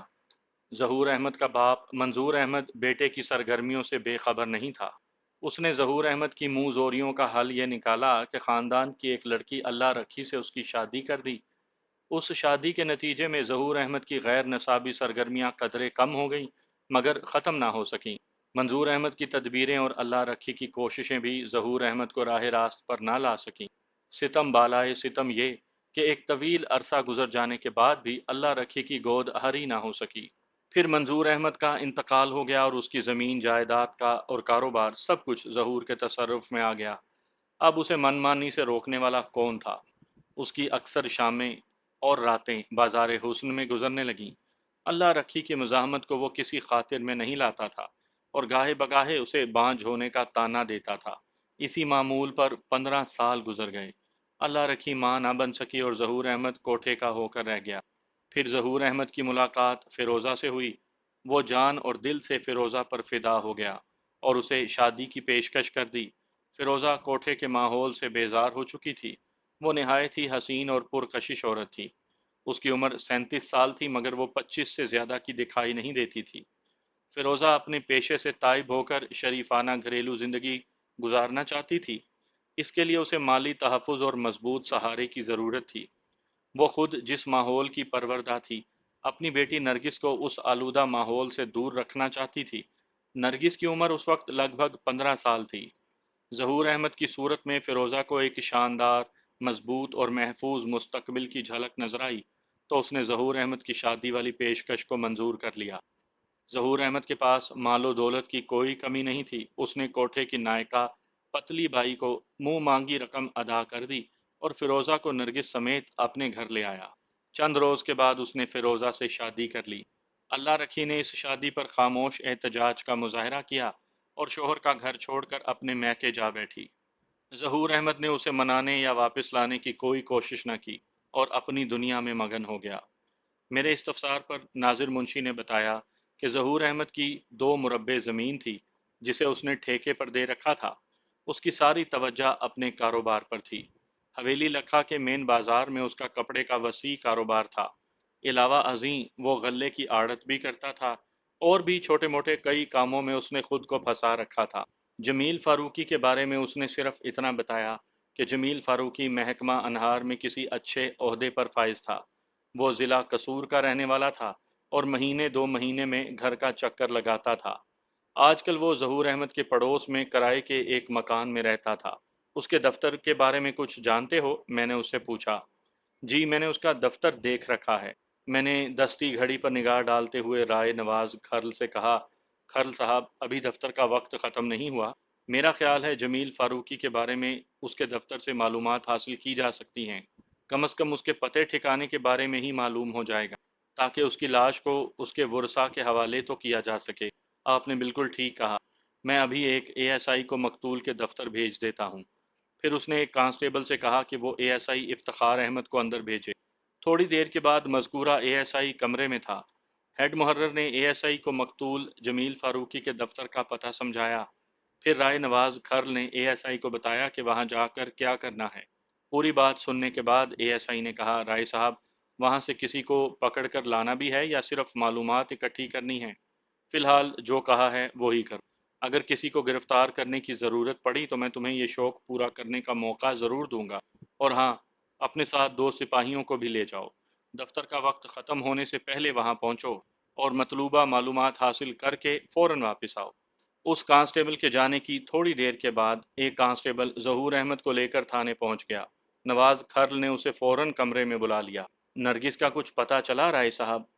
उसने पहला सवाल यही किया। फिर उसकी नज़र मुझ पर पड़ी तो वो चौंक उठा। नवाज खर्ल ने कहा, ये मलिक सफदर हयात साहब हैं, अटारी से आज ही आए हैं। वहाँ मलिक साहब एक थाने के एसएचओ हैं। लेकिन राय साहब, आप मुझे ये सब कुछ क्यों बता रहे हैं? और नरगिस का इनसे क्या ताल्लुक जनाब? मलिक साहब, नरगिस के बारे में एक अहम इत्तला लाए हैं। क्या मेरी नरगिस मिल गई? नरगिस मिल तो गई थी लेकिन दोबारा लापता हो गई है। मैं समझा नहीं जनाब। मतलब तो मैं तुम्हें अच्छी तरह समझा दूंगा ज़हूर अहमद, नवाज खर्ल ने सनसनाते हुए लहजे में कहा। पहले ये बताओ कि तुमने हकाइक छुपाने की कोशिश क्यों की? ये आप क्या कह रहे हैं जनाब? कौन से हकाइक? तुमने लियाकू के खिलाफ नरगिस के अगवा की रिपोर्ट दर्ज करवा कर हकाइक को छुपाने की कोशिश की है। थानेदार साहब, लियाकू ने मेरा जीना अजाब कर रखा था। उसने साफ धमकी दी थी कि अगर मैंने नरगिस से उसकी शादी के लिए हाँ ना की तो वो नरगिस को उठा कर ले जाए। आप ही बताएं कि मैं एक लुच्चे लफंगे शख्स से अपनी फूल जैसी बेटी कैसे ब्याह दूं? तुम्हारे इस इल्ज़ाम में कोई हकीकत नहीं है ज़हूर अहमद। तुम्हारी बेटी नरगिस को किसी ने अगवा नहीं किया, बल्कि वो अपनी मर्जी से अपने आशना के साथ फरार हुई है। जनाब, ये कैसे हो सकता है? उसने शर्मिंदा से लहजे में कहा। आप इतनी बड़ी बात कैसे कह सकते हैं? मेरी बेटी तो... नवाज खर्ल ने उसकी बात काटते हुए कहा, ज़हूर अहमद, तुम जिसे बार बार अपनी बेटी कह रहे हो, मुझे पता चला है कि वो तुम्हारी सगी बेटी नहीं। ये बात तुमने मुझे पहले क्यों नहीं बताई? वो जज्बाती लहजे में बोला, राय साहब, मैं नरगिस को अपनी बेटी ही समझता हूँ। मैंने कभी उसे... अगर वाकई तुम उसे अपनी बेटी समझते हो तो फिर उसके मामलात भी तुमसे पोशीदा नहीं होंगे। किसके मामलात जनाब? क्या नरगिस किसी से मोहब्बत वगैरह करती थी? ऐसी कोई बात मेरे इल्म में तो नहीं। नवाज खारल ने कहा, तुमने फिरोजा से कब शादी की थी? 1.5 साल पहले। नरगिस की उम्र उस वक्त कितनी थी? जहूर ने जवाब दिया, 14.5 साल। और इस वक्त नरगिस पूरे 16 साल की है। लेकिन आप ये सब कुछ क्यों पूछ रहे हैं जनाब? इसलिए कि लड़कियों के लिए ये बड़ी खतरनाक उम्र होती है। 13 से 19 साल तक लड़कियों पर बड़ी गहरी निगाह रखनी चाहिए। वालिद को चाहिए कि वो अपनी लड़कियों को घर में तनहा ना छोड़े। लेकिन लगता है तुमने अपने फ़राइज़ से ज़बरदस्त कोताही की है। जो तुम्हें नरगिस की मोहब्बत के मामलात की कुछ खबर नहीं। उसका चेहरा शर्म से सुर्ख हो गया। जनाब, आप वाज़ेह अल्फाज में बताएं, क्या कहना चाहते हैं? नवाज खर्ल ने पूछा, क्या तुम जमील फारूकी को जानते हो? वो चौंक उठा, फिर बोला, वो तो मेरे पड़ोस में रहता है। महकमा अनहार में अफसर है। आजकल वो अपने गांव गया हुआ है। 18 जुलाई को मेरी उससे आखिरी मुलाकात हुई थी तो उसने बताया था कि वो 1 माह की छुट्टी पर गांव जा रहा है। क्या 19 जुलाई को फिर तुम्हारी उससे मुलाकात हुई? नहीं, उस रोज़ हमारी मुलाकात नहीं हुई। 19 जुलाई को जब मैं घर से निकला तो उस वक्त जमील फारूकी के घर के बैरूनी दरवाजे पर ताला था। मैं समझ गया कि वो हस्बे प्रोग्राम गांव चला गया होगा। मैंने पूछा, क्या उससे तुम्हारी अक्सर बातचीत होती थी? हाँ जी, जब भी आमना सामना होता था, 2-4 कलमात का तबादला भी हो जाता था। जमील फारूकी किस गांव का रहने वाला है? मैंने पूछा। इतना तो तुम्हें मालूम होगा। मौजा, शामकोट, कंगनपुर यानी ज़िला कसूर। इसका मतलब यही था कि जमील फारूकी नरगिस को अपने साथ कंगनपुर ले जाना चाहता था, लेकिन किसी मसले ने उन्हें अटारी रेलवे स्टेशन पर उतरने पर मजबूर कर दिया। ऐसी क्या मजबूरी थी, इसका जवाब नरगिस ही दे सकती थी, लेकिन वो हमारी दस्तरस में नहीं थी। मलिक साहब, ज़हूर अहमद ने पूछा, आपने जमील फारूकी के बारे में ढेरों सवाल कर डाले, लेकिन अभी तक मैं आपका मकसद नहीं समझ सका। नवाज खर्ल ने कहा, ज़हूर अहमद, मलिक साहब का मकसद मैं समझाता हूँ तुम्हें। जमील फारूकी तुम्हारी बेटी नरगिस को भगा कर ले गया था। ये नहीं हो सकता जनाब, वो तेजी से बोला। ये हो चुका है ज़हूर अहमद। तुम्हारी नरगिस जमील फारूकी के साथ फरार हुई थी। वो बदस्तूर नफ़ी में सर हिलाते हुए बोला, जमील फारूकी ऐसा नज़र तो नहीं आता था। वो तो बड़ा ही बीबा बंदा है राय साहब। आपको यकीनन कोई गलत फहमी हुई है। हमें कोई गलती नहीं हुई ज़हूर अहमद, मैंने कहा। उस बीबे बंदे ने आपके घर में नकब लगाई है, बल्कि यूं कहें कि घर के भेदी ने लंका ढाई है। तो मेरी बात समझ गए ना? वो कदरे उखड़ गया। आपके पास क्या सबूत है कि मेरी नरगिस जमील फारूकी के साथ घर से अपनी मर्जी से भागी है? सबूत तो बड़ा पक्का है हमारे पास। फिर मुख्तसरन उसे तमाम हालात से आगाह करने के बाद रेलवे के दोनों टिकट मैंने उसे दिखाते हुए कहा, ये टिकट जमील फारूकी के अटैची केस से मिले हैं اور جمیل فاروقی کی کٹی پھٹی لاش ریسٹ ہاؤس کے نزدیک جنگل سے ملی تھی۔ جمیل فاروقی کی لاش؟ وہ لرزیدہ لہجے میں بولا۔ اس کو کس نے قتل کیا؟ میں نے لاش کی تصویر ظہور احمد کے سامنے رکھ دی اور پوچھا، یہ جمیل فاروقی ہی ہے نا؟ اس نے جلد ہی جمیل فاروقی کو پہچان لی۔ جی جی یہ وہی ہے، لیکن اس کی گردن کس نے کاٹی؟ قاتل کی تلاش جاری ہے، میں نے کہا۔ اور نرگس کا کیا ہوا؟ اس کے بارے میں آپ کو کچھ پتا چلا؟ ہم ابھی اس کے بارے میں پتہ چلانے کی کوشش کر رہے ہیں۔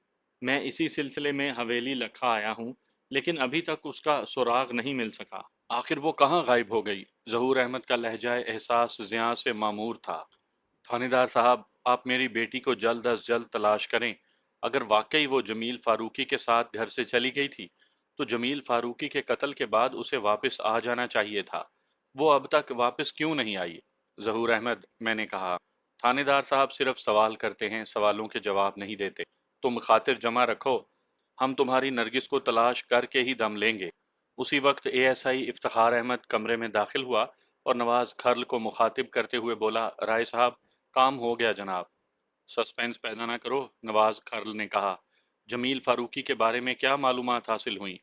جناب، معلومات بھی لایا ہوں اور وہاں سے ایک بندہ بھی میرے ساتھ آیا ہے۔ پہلے بندہ بھیجوں یا معلومات بتاؤں؟ پہلے معلومات اگلو، پھر بندے کو اندر بھیجو۔ A S I Iftikhar Ahmed نے بتایا، سر جی، جمیل فاروقی گزشتہ 1 سال سے حویلی لکھا میں ڈیوٹی کر رہا ہے۔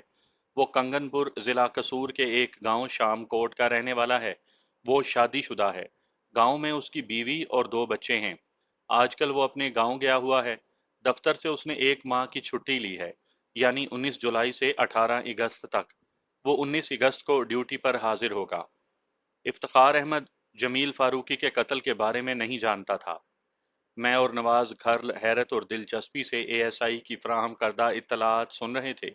اس میں سب سے اہم اور سنسنی خیز خبر یہ تھی کہ مقتول جمیل فاروقی شادی شدہ اور 2 بچوں کا باپ تھا۔ اور تمہارے ساتھ جو بندہ آیا ہے وہ کون ہے؟ وہ جمیل فاروقی کا دوست ہے۔ اس کے ساتھ ہی دفتر میں کام کرتا ہے، اے ایس آئی نے جواب دیا۔ اس کا نام اشرف ہے اور وہ بھی کنگن پور ہی کا رہنے والا ہے۔ کیا اشرف بھی کنگن پور کے گاؤں شام کوٹ کا رہنے والا ہے؟ یعنی جمیل فاروقی کے گاؤں کا؟ اے ایس آئی نے جواب دیا، اشرف کے گاؤں کا نام لاندیاں والا ہے۔ ویسے لاندیاں والا اور شام کوٹ میں زیادہ فاصلہ نہیں، اور دونوں کا ایک دوسرے کے گھروں میں آنا جانا بھی ہے۔ اس کے بعد ہم نے اشرف کو اپنے پاس بلا لیا۔ میں اور نواز کھرل کافی دیر تک اشرف سے مختلف سوالات کرتے رہے، لیکن مزید کوئی نئی بات معلوم نہ ہو سکی۔ اشرف نرگس اور مقتول جمیل فاروقی کے عشقیہ معاملات سے واقف نہیں تھا۔ باہمی مشاورت کے بعد ہم نے طے کیا کہ اشرف کو شام کوٹ روانہ کیا جائے تاکہ وہ جمیل فاروقی کے لواحقین کو یہ جاں گسل خبر پہنچا دے۔ نواز کھرل نے کہا کہ وہ آج ہی 2 سپاہیوں کے ہمراہ اشرف کو شام کوٹ بھیج دے گا۔ اشرف اپنے دوست کو پیش آنے والے سانحے کے بارے میں جان کر اداس ہو گیا تھا۔ اس کی حالت دیکھ کر بخوبی اندازہ ہوتا تھا کہ اسے جمیل فاروقی کی ناگہانی موت سے گہرا صدمہ پہنچا تھا۔ ایسا ہونا بھی چاہیے تھا، آخر کو وہ جمیل فاروقی کا گہرا دوست تھا۔ میں نے اور رائے نواز کھرل نے آئندہ لایا عمل تیار کیا، پھر میں اور اے ایس آئی فتح علی واپس اٹاری آ گئے۔ جب ہم واپس اپنے تھانے پہنچے تو مغرب کی اذان ہو رہی تھی۔ وہ 1 اگست کی ایک ابر آلود دوپہر تھی۔ میں نے آج ہی ایس آئی نور خان کی سربراہی میں ایک police party canal rest house روانہ کر دی تھی تاکہ چوکیدار غلام قادر کو گرفتار کر کے جلد از جلد میرے پاس لایا جائے، اور اس وقت مذکورہ چوکیدار مسکین صورت بنائے میرے سامنے کھڑا تھا۔ مجھے اس کی اداکاری پر حیرت تھی۔ اس کے رویے اور چہرے کے تاثرات سے ظاہر ہوتا تھا کہ جیسے وہ اس بات پر ہراساں اور پریشان ہو کہ ہم نے اسے گرفتار کیوں کیا ہے۔ بالآخر یہی سوال اس کی زبان سے بھی نکل آیا، تھانے دار صاحب، آپ نے مجھے کیوں گرفتار کروایا ہے؟ تم سے ایک سٹیج ڈرامے میں ایک بے گناہ کردار کی ایکٹنگ کروانی ہے، میں نے زہر خند لہجے میں کہا۔ جی کیا کروانی ہے؟ میں نے سختی سے کہا، غلام قادر، میں نے تمہیں وارننگ دی تھی کہ اگر تم نے میرے ساتھ غلط بیانی سے کام لیا تو میں تمہارا حشر خراب کر دوں گا۔ میں نے ایسا کہا تھا یا نہیں؟ کہا تھا جی۔ پھر تم نے مجھے بے وقوف بنانے کی کوشش کیوں کی؟ جناب، آپ کو کوئی غلطی لگی ہے، میں نے غصے کو ضبط کرتے ہوئے کہا۔ जमील फारूकी और नरगिस 20 जुलाई को ही रेस्ट हाउस पहुंचे थे ना? जी हाँ। और लियाकू बदमाश 23 जुलाई की शाम उनसे मिलने आया था। जी जी, मैंने यही बताया था जनाब। तुमने ये भी बताया था कि 24 जुलाई की सुबह जब तुम सोकर उठे तो वो तीनों गायब थे। मैंने उसे कड़े तेवरों से घूरा। जी जी बिल्कुल जनाब, ऐसा ही हुआ था। मैंने गुलाम कादिर के मुंह पर एक जन्नाटेदार थप्पड़ रसीद किया। हरामजादे, मैंने तुम्हें ताकीद की थी कि अगर झूठ बोलोगे तो मैं तुम्हें नमूना इबरत बना दूंगा। मेरी बात तुम्हारी समझ में नहीं आई थी। वो पहली बार सरासीमा नजर आया। अपने गाल को सहलाते हुए ढिठाई से बोला, जनाब, मैंने कौन सा झूठ बोला है? वो तुम्हारी माँ का यार लियाकू बदमाश, मैंने उसे एक जोरदार लात रसीद करते हुए कहा। 22 से 26 जुलाई तक हवेली लखा के थाने की हवालात में बंद था। तुम कहते हो कि 23 जुलाई को वो तुम्हारे रेस्ट हाउस में आया था। वो खौफजदा नजर आने लगा, जैसे उसकी कोई चोरी पकड़ी गई हो। दूसरे ही लम्हे वो संभल कर बोला, जनाब, लियाकू बदमाश से मेरी कोई जान पहचान तो थी नहीं। जमील फारूकी ने बताया था कि उनसे मिलने के लिए आने वाला लियाकू है। मैंने यकीन कर लिया, मुमकिन है वो कोई दूसरा शख्स हो। मैंने उसकी आंखों में आंखें गाड़ दी और खामोशी से उसे घूरने लगा। दूसरे ही लम्हे वो नजर चुरा कर दाएं बाएं देखने लगा। उसके बदन की हरकत सकनात से इज़्तिराब की अक्कासी होती थी। मैंने कहा, गुलाम कादिर, जब मैं कोई केस हल कर लेता हूं तो मामले की तह तक पहुंचने में मुझे देर नहीं लगती। बेहतर होगा तुम खुद ही सब कुछ बता दो। मुझे मजबूर ना करो कि मैं तुम्हारी बूढ़ी माँ और छोटी बहन को गिरफ्तार करके हवालात में बंद करूं। उन बेचारियों का क्या कसूर है जनाब? वो मिनमिनाया। मैंने कहा, वो तुम्हारे कसूर की सजा भुगतेंगी। मैंने क्या किया है? तुमने जमील फारूकी को कत्ल किया है, मैंने सनसनाते हुए लहजे में कहा। और नरगिस की रुपोशी में भी तुम्हारा हाथ है। वो चिल्लाया, मैंने किसी को कत्ल नहीं किया। उसके पीछे खड़े हुए हवालदार ने उसकी कमर में ठोकर लगाई तो वो जुमला भी पूरा ना कर सका और मुंह के बल मेरी मेज पर गिरा। मलिक साहब के सामने जबान चलाते हो? हवालदार ने कॉलर से पकड़कर उसे घसीटा और सीधा करते हुए बोला, अगर जिंदगी प्यारी है तो सब कुछ सच सच बता दो, वरना इतना मारूंगा कि हाथ लगा लगा कर रोगे। गुलाम कादिर थर थर कांपने लगा मगर अपने बयान पर डटा रहा। थानेदार साहब, मैंने जमील फारूकी को कत्ल नहीं किया। आप मेरी बात का यकीन करें, मुझे नहीं पता नरगिस कहाँ और। मलिक साहब, ये ऐसे नहीं मानेगा। हवालदार ने मुझे मुखातिब किया, इसे एक दिन के लिए मेरे हवाले कर दें, मैं इसकी सारी टेड़ियां निकाल दूंगा। मैंने हवालदार की ख्वाहिश पूरी कर दी। एक बात का ख्याल रखना जबार अहमद, बंदा ज़ाया नहीं होना चाहिए। आप फिक्र ना करें मलिक साहब, इसका अंग अंग आपको सलामत मिलेगा। हवालदार गुलाम कादिर को लेकर जाने लगा तो मैंने गुलाम कादिर को मुखातिब करते हुए कहा, गुलाम कादिर, रेस्ट हाउस की चाबियां कहाँ हैं? मेरे पास हैं, उसने जवाब दिया और मुझे ताज्जुब से देखने लगा जैसे मैंने कोई अजीबो गरीब सवाल पूछ लिया हो। वो चाबियां मुझे दो, मैंने कहा। आप चाबियों का क्या करेंगे जनाब? उसका ताज्जुब गहरी परेशानी में तब्दील हो गया। उसकी परेशानी में खौफ का अंसर शामिल था। मैंने कहा, तुम जितनी रातें हवालात में रहोगे, मैं उतनी ही रातें तुम्हारे रेस्ट हाउस में मुकम्मल रेस्ट करूंगा। मैंने गरजदार आवाज में कहा, तुमने सुना नहीं? मैंने तुमसे चाबियां मांगी हैं। जनाब, आप मुझ पर शक ना करें, वो गिड़गिड़ाने लगा। मैंने जमील फारूकी को कत्ल नहीं किया। हवालदार ने उसे दाएं बाएं दो चार जोरदार झटके दिए, फिर उसकी पिंडली पर अपने बूट से एक मोहलिक ठुड्डा मारते हुए खौफनाक लहजे में कहा, जमील फारूकी के साले, मलिक साहब की बात नहीं सुनी तुमने? वो रेस्ट हाउस की चाबियां मांग रहे हैं। गुलाम कादिर ने रेस्ट हाउस की चाबियों का गुच्छा अपनी जेब में से निकाल कर मेरी तरफ बढ़ा दिया। हवालदार उसे धक्के देता हुआ कमरे से बाहर ले गया। मैंने वो चाबियां एक खास मकसद के तहत ली थीं। मैं गुलाम कादिर के ग़याब में रेस्ट हाउस की मुकम्मल तलाशी लेना चाहता था। जब से मेरी नज़र में गुलाम कादिर की ज़ात मशकूक हुई थी, मैं बैक वक्त कई जावियों से जमील फारूकी के कत्ल के बारे में गौर व फिक्र कर रहा था। मैंने उसी वक्त एएसआई सदाकत हुसैन को अपने साथ लिया और केनाल रेस्ट हाउस की जानिब रवाना हो गया। एहतियातन दो सिपाहियों को भी हमने अपने साथ रख लिया। तकरीबन 1 घंटे तक हम रेस्ट हाउस की तलाशी लेते रहे। मैंने तलाशी का आगाज उसी कमरे से किया था जहां मकतूल जमील फारूकी और नरगिस का सामान रखा था। हर चीज जूं की तूं थी। बाद अज़ां मैंने दूसरे कमरों को भी खंगाल डाला। अक्सर कमरों की हालत से अंदाजा होता था कि वहां की सफाई हुए काफी अरसा गुजर चुका था। ایک بڑے سائز کے کمرے میں آتش دان بھی بنا ہوا تھا۔ سردیوں کے موسم میں وہاں آگ بھی جلائی جاتی ہوگی، لیکن اس وقت وہ آتش دان سرد اور ویران پڑا تھا۔ میں نے ایک فوری خیال کے تحت اے ایس آئی سے کہا، صداقت، کیوں نہ اس آتش دان کی چمنی کو بھی چیک کر لیا جائے؟ آئیڈیا تو اچھا ہے ملک صاحب، وہ تائیدی لہجے میں بولا۔ تم کسی لمبی سی چھڑی کا انتظام کرو۔ اے ایس آئی نے ایک سپاہی کو مخاطب کرتے ہوئے مطلوبہ چھڑی ڈھونڈنے کا حکم جاری کیا اور اس حال نما کمرے کے پرانے فرنیچر کو الٹ پلٹ کر دیکھنے لگا۔ دونوں سپاہی چھڑی تلاش کرنے نکل گئے۔ تھوڑی ہی دیر کے بعد ایک سپاہی وہاں نمودار ہوا۔ اس کے ہاتھ میں کسی بیلچے کا دستہ تھا۔ وہ مذکورہ دستہ میری جانب بڑھاتے ہوئے بولا، یہی مل سکا ہے جناب۔ میں نے بیلچے کا دستہ ہاتھ میں لیا تو چونک اٹھا۔ اس کے ایک سرے پر جمے ہوئے خون کا دھبا واضح طور پر نظر آ رہا تھا۔ میں نے بیلچے کے اس سرے کا بغور معائنہ کیا۔ خون جمنے کے بعد سیاہی مائل رنگت اختیار کر چکا تھا۔ میں نے پہلی نظر میں ہی اندازہ لگا لیا کہ اس خون کو جمے ہوئے ایک ہفتے سے زیادہ نہیں گزرا۔ جمے ہوئے خون کے دھبے کے آس پاس چند انسانی بال بھی چپکے ہوئے دکھائی دیے۔ یہ دستہ تمہیں کہاں سے ملا؟ میں نے بیلچے کا دستہ لانے والے سپاہی سے کہا۔ جناب، یہ سٹور روم کی دو چھتی پر سے اتار کر لایا ہوں۔ اے ایس آئی بھی میرے نزدیک آ گیا تھا۔ میں اس وقت پوسٹ مارٹم کی رپورٹ کے بارے میں سوچ رہا تھا، جس کے مطابق مقتول جمیل فاروقی کی موت سر کے عقبی حصے میں لگنے والی چوٹ کے سبب واقع ہوئی تھی۔ اے ایس آئی میرے چہرے کے تاثرات سے بھانپ گیا تھا کہ میں کن خطوط پر سوچ رہا ہوں۔ وہ جوشیلے لہجے میں بولا، ملک صاحب، لگتا ہے ہم نے آلہ قتل برآمد کر لیا ہے۔ ہاں، کسی حد تک کہہ سکتے ہیں، میں نے کہا۔ صحیح صورتحال کا اندازہ تو اس دستے کی لیبارٹری ٹیسٹ کے بعد ہوگا۔ اسی وقت دوسرا سپاہی بھی وہاں پہنچ گیا۔ وہ ایک لمبی سی چھڑی کہیں سے ڈھونڈ لایا تھا۔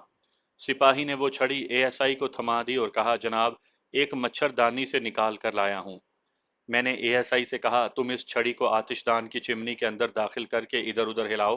آپ ذرا ادھر جا کر کھڑے ہو جائیں ملک صاحب۔ چمنی کے اندر سے کالک کا ایک طوفان برآمد ہوگا۔ میں نے اے ایس آئی سے کہا کہ ذرا احتیاط کے ساتھ ہاتھ چلانا، بلکہ میرا تو خیال ہے کہ تم چھڑی کانسٹیبل طارق محمود کو دے دو، وہ قداور ہے، یہ کام زیادہ آسانی سے کر لے گا۔ اے ایس آئی نے وہ چھڑی طارق محمود کو پکڑا کر اسے ضروری ہدایات دینے کے بعد میرے پاس آ گیا۔ سپاہی مذکورہ نے مچھردانی والی پتلی اور لمبی چھڑی آتش دان کی چمنی میں داخل کر کے چاروں طرف گھمائی۔ اچانک چھڑی کسی بھاری چیز سے ٹکرائی۔ دوسرے ہی لمحے پوٹلی نما شے دھپ سے نیچے آ گری۔ اس کے ساتھ ہی چمنی کے اندر سے کالک کا ایک بگولا سا برآمد ہوا، جو دیکھتے ہی دیکھتے پھیلنے لگا۔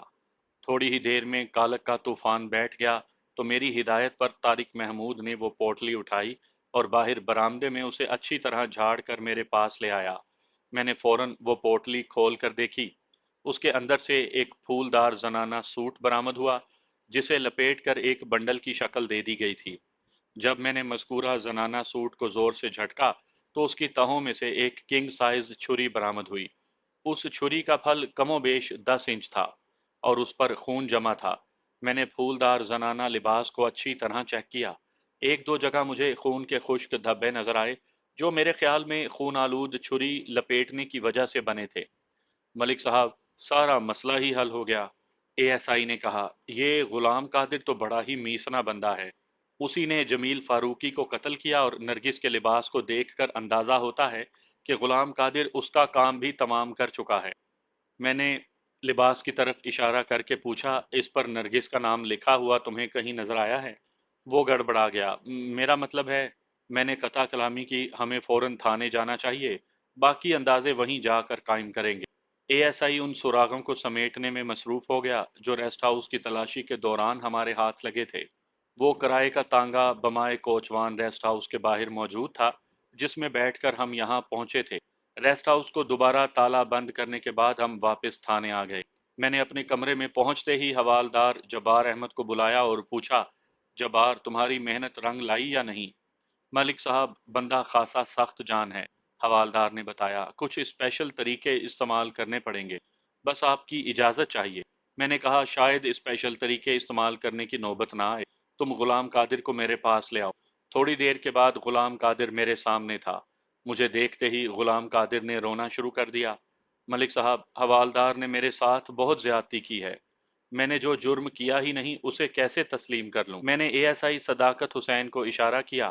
اس نے ریسٹ ہاؤس سے ملنے والا بیلچے کا خون آلود دستہ، کنگ سائز خون آلود چھری اور پھولدار زنانہ سوٹ میری میز پر پھیلا دیا۔ غلام قادر کی آنکھیں پھٹ گئیں۔ میں نے کڑک کر غلام قادر سے پوچھا، ان کو پہچانتے ہو؟ اس کے چہرے کا رنگ اڑ گیا، مجھے محسوس ہوا جیسے وہ ابھی گر جائے گا۔ مذکورہ اشیاء کو دیکھتے ہی اس کی حالت غیر ہو گئی تھی۔ وہ لرزیدہ آواز میں بولا، پانی۔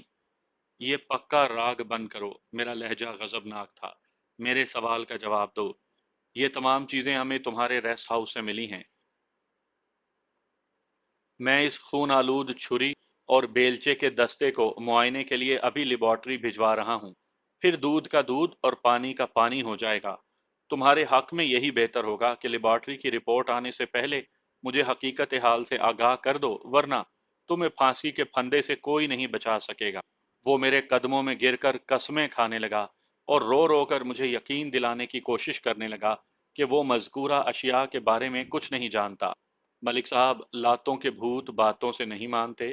اے ایس آئی نے غلام قادر کو گھورتے ہوئے کہا، اسے ٹرائل روم میں لے چلتے ہیں۔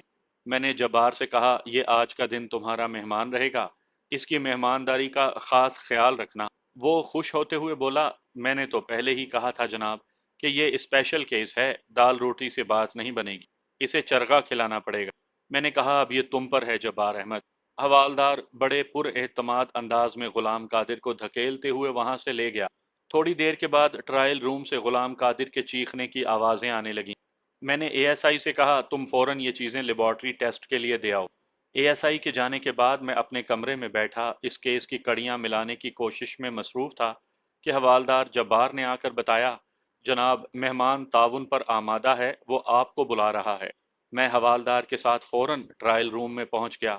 وہ مجھے دیکھتے ہی فریادی لہجے میں بلبلایا، ملک صاحب مجھے اس قصاب سے چھڑائیں، میں سب کچھ بتا دوں گا۔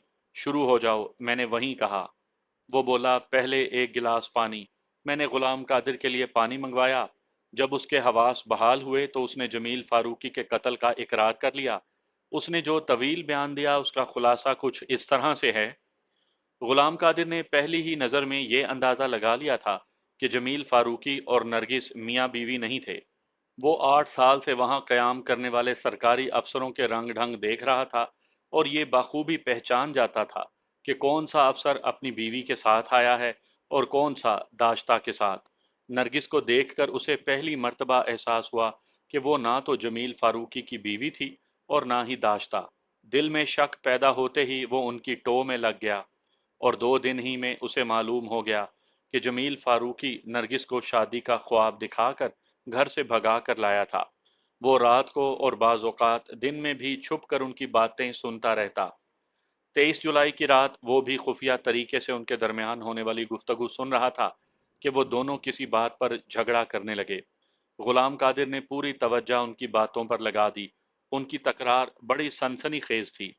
جمیل فاروقی ازدواجی تعلقات کے لیے اصرار کر رہا تھا، جبکہ نرگس کا موقف یہ تھا کہ جب تک ان کا نکاح نہیں ہو جاتا وہ ایک حد سے آگے نہیں بڑھے گی۔ دونوں کی بحث و تکرار اس قدر بڑھی کہ ہاتھا پائی میں بدل گئی۔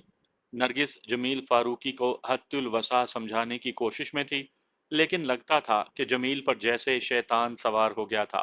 وہ اسے بار بار دبوچنے کی کوشش کر رہا تھا۔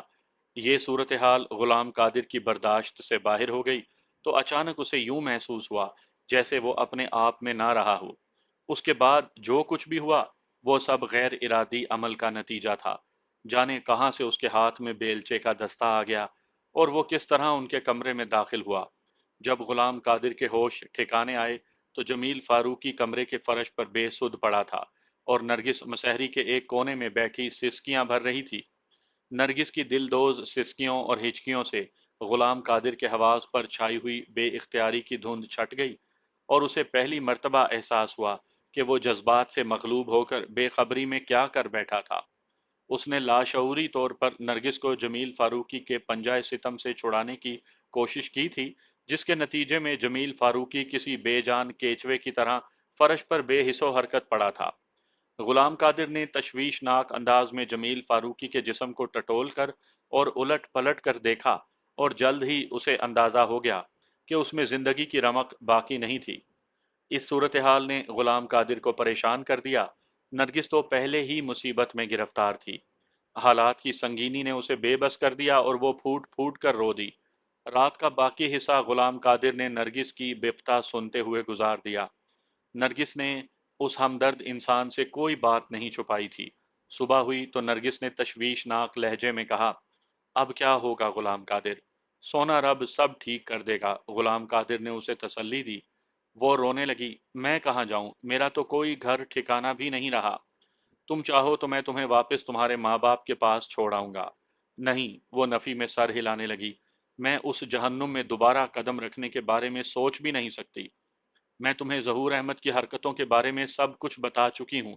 غلام قادر کو اس بدنصیب لڑکی پر ترس بھی آ رہا تھا اور اس سے دلی ہمدردی بھی محسوس ہو رہی تھی۔ اس نے سادگی اور خلوص سے کہا، تمہارے لیے میرا گھر حاضر ہے۔ گھر میں میری ایک بوڑھی ماں اور چھوٹی بہن ہے۔ تمہیں وہاں کوئی تکلیف نہیں ہوگی۔ آج کل بغیر مطلب اور غرض کے کوئی کسی کا ساتھ نہیں دیتا۔ میرا ساتھ بے غرض اور ہر مطلب سے پاک ہوگا۔ نرگس نے پوچھا، میں تمہارے گھر میں کس حیثیت سے رہوں گی؟ حیثیت کا تعین تو بعد میں ہو جائے گا، غلام قادر نے سنجیدگی سے کہا۔ فی الحال تو تمہارا اس مصیبت سے نکلنا بہت ضروری ہے۔ اس کا کیا ہوگا؟ نرگس نے جمیل فاروقی کی لاش کی جانب اشارہ کیا۔ غلام قادر نے کہا، اس کا بعد میں کوئی نہ کوئی بندوبست میں کر ہی لوں گا۔ فی الحال تمہارا یہاں سے نکلنا زیادہ اہم ہے۔ تم اپنا فیصلہ سناؤ، میرے ساتھ گاؤں چل رہی ہو یا؟ غلام قادر نے دانستہ جملہ ادھورا چھوڑ دیا تھا اور جواب طلب نظروں سے نرگس کی آنکھوں میں دیکھنے لگا۔ وہ چند لمحے متذبذب رہی، پھر اس نے غلام قادر کے چہرے پر نظر ڈالتے ہوئے خاموشی سے گردن جھکا دی، گویا اس نے غلام قادر کے ساتھ اس کے گاؤں جانے کا فیصلہ کر لیا تھا۔ غلام قادر نے بتایا کہ اس نے جمیل فاروقی کی لاش کو اسی کمرے میں بند کیا اور نرگس کو اپنے ساتھ لے کر رینالہ خرد روانہ ہو گیا۔ پھر اسی روز وہ ریسٹ ہاؤس واپس آ گیا۔ رینالہ خرد اپنی آمد و شد کے بارے میں اس نے مجھے پہلے جو کچھ بتایا تھا وہ مبنی بر دروغ تھا۔ وہ 24 جولائی کی صبح ریسٹ ہاؤس سے روانہ ہوا تھا اور اسی روز واپس آ بھی گیا تھا۔ لاش کو ٹھکانے لگانے کے بارے میں پہلے اس نے یہی سوچا تھا کہ کہیں گڑھا کھود کر وہ جمیل فاروقی کے جسد خاکی کو سپرد کر دے گا، لیکن اچانک اس نے اپنا پروگرام تبدیل کر لیا اور اسی تبدیلی کی وجہ سے وہ ہماری گرفت میں آ گیا۔ اس کی چالاکی نما حماقت یا حماقت نما چالاکی نے اس کا تختہ کر دیا تھا۔ لیاقو بدماش کے بارے میں نرگس نے غلام قادر کو بالتفصیل بتا دیا تھا۔ غلام قادر نے سوچا کہ لیاقو کو کوئی عبرتناک سزا ضرور ملنی چاہیے، چنانچہ اس نے جمیل فاروقی کی لاش کو کہیں دبانے کے بجائے اس کی بڑی بے دردی سے بے حرمتی کی اور بعد ازاں رات کے اندھیرے میں اسے جنگل میں پھینک آیا، جو اگلی صبح یعنی 25 جولائی کو دستیاب ہو گئی۔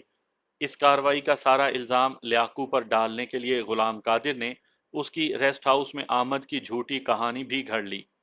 علاوہ ازیں اس نے جمیل فاروقی اور نرگس کا سامان بھی جوں کا توں رہنے دیا تاکہ اس پر کسی قسم کا شبہ نہ کیا جا سکے۔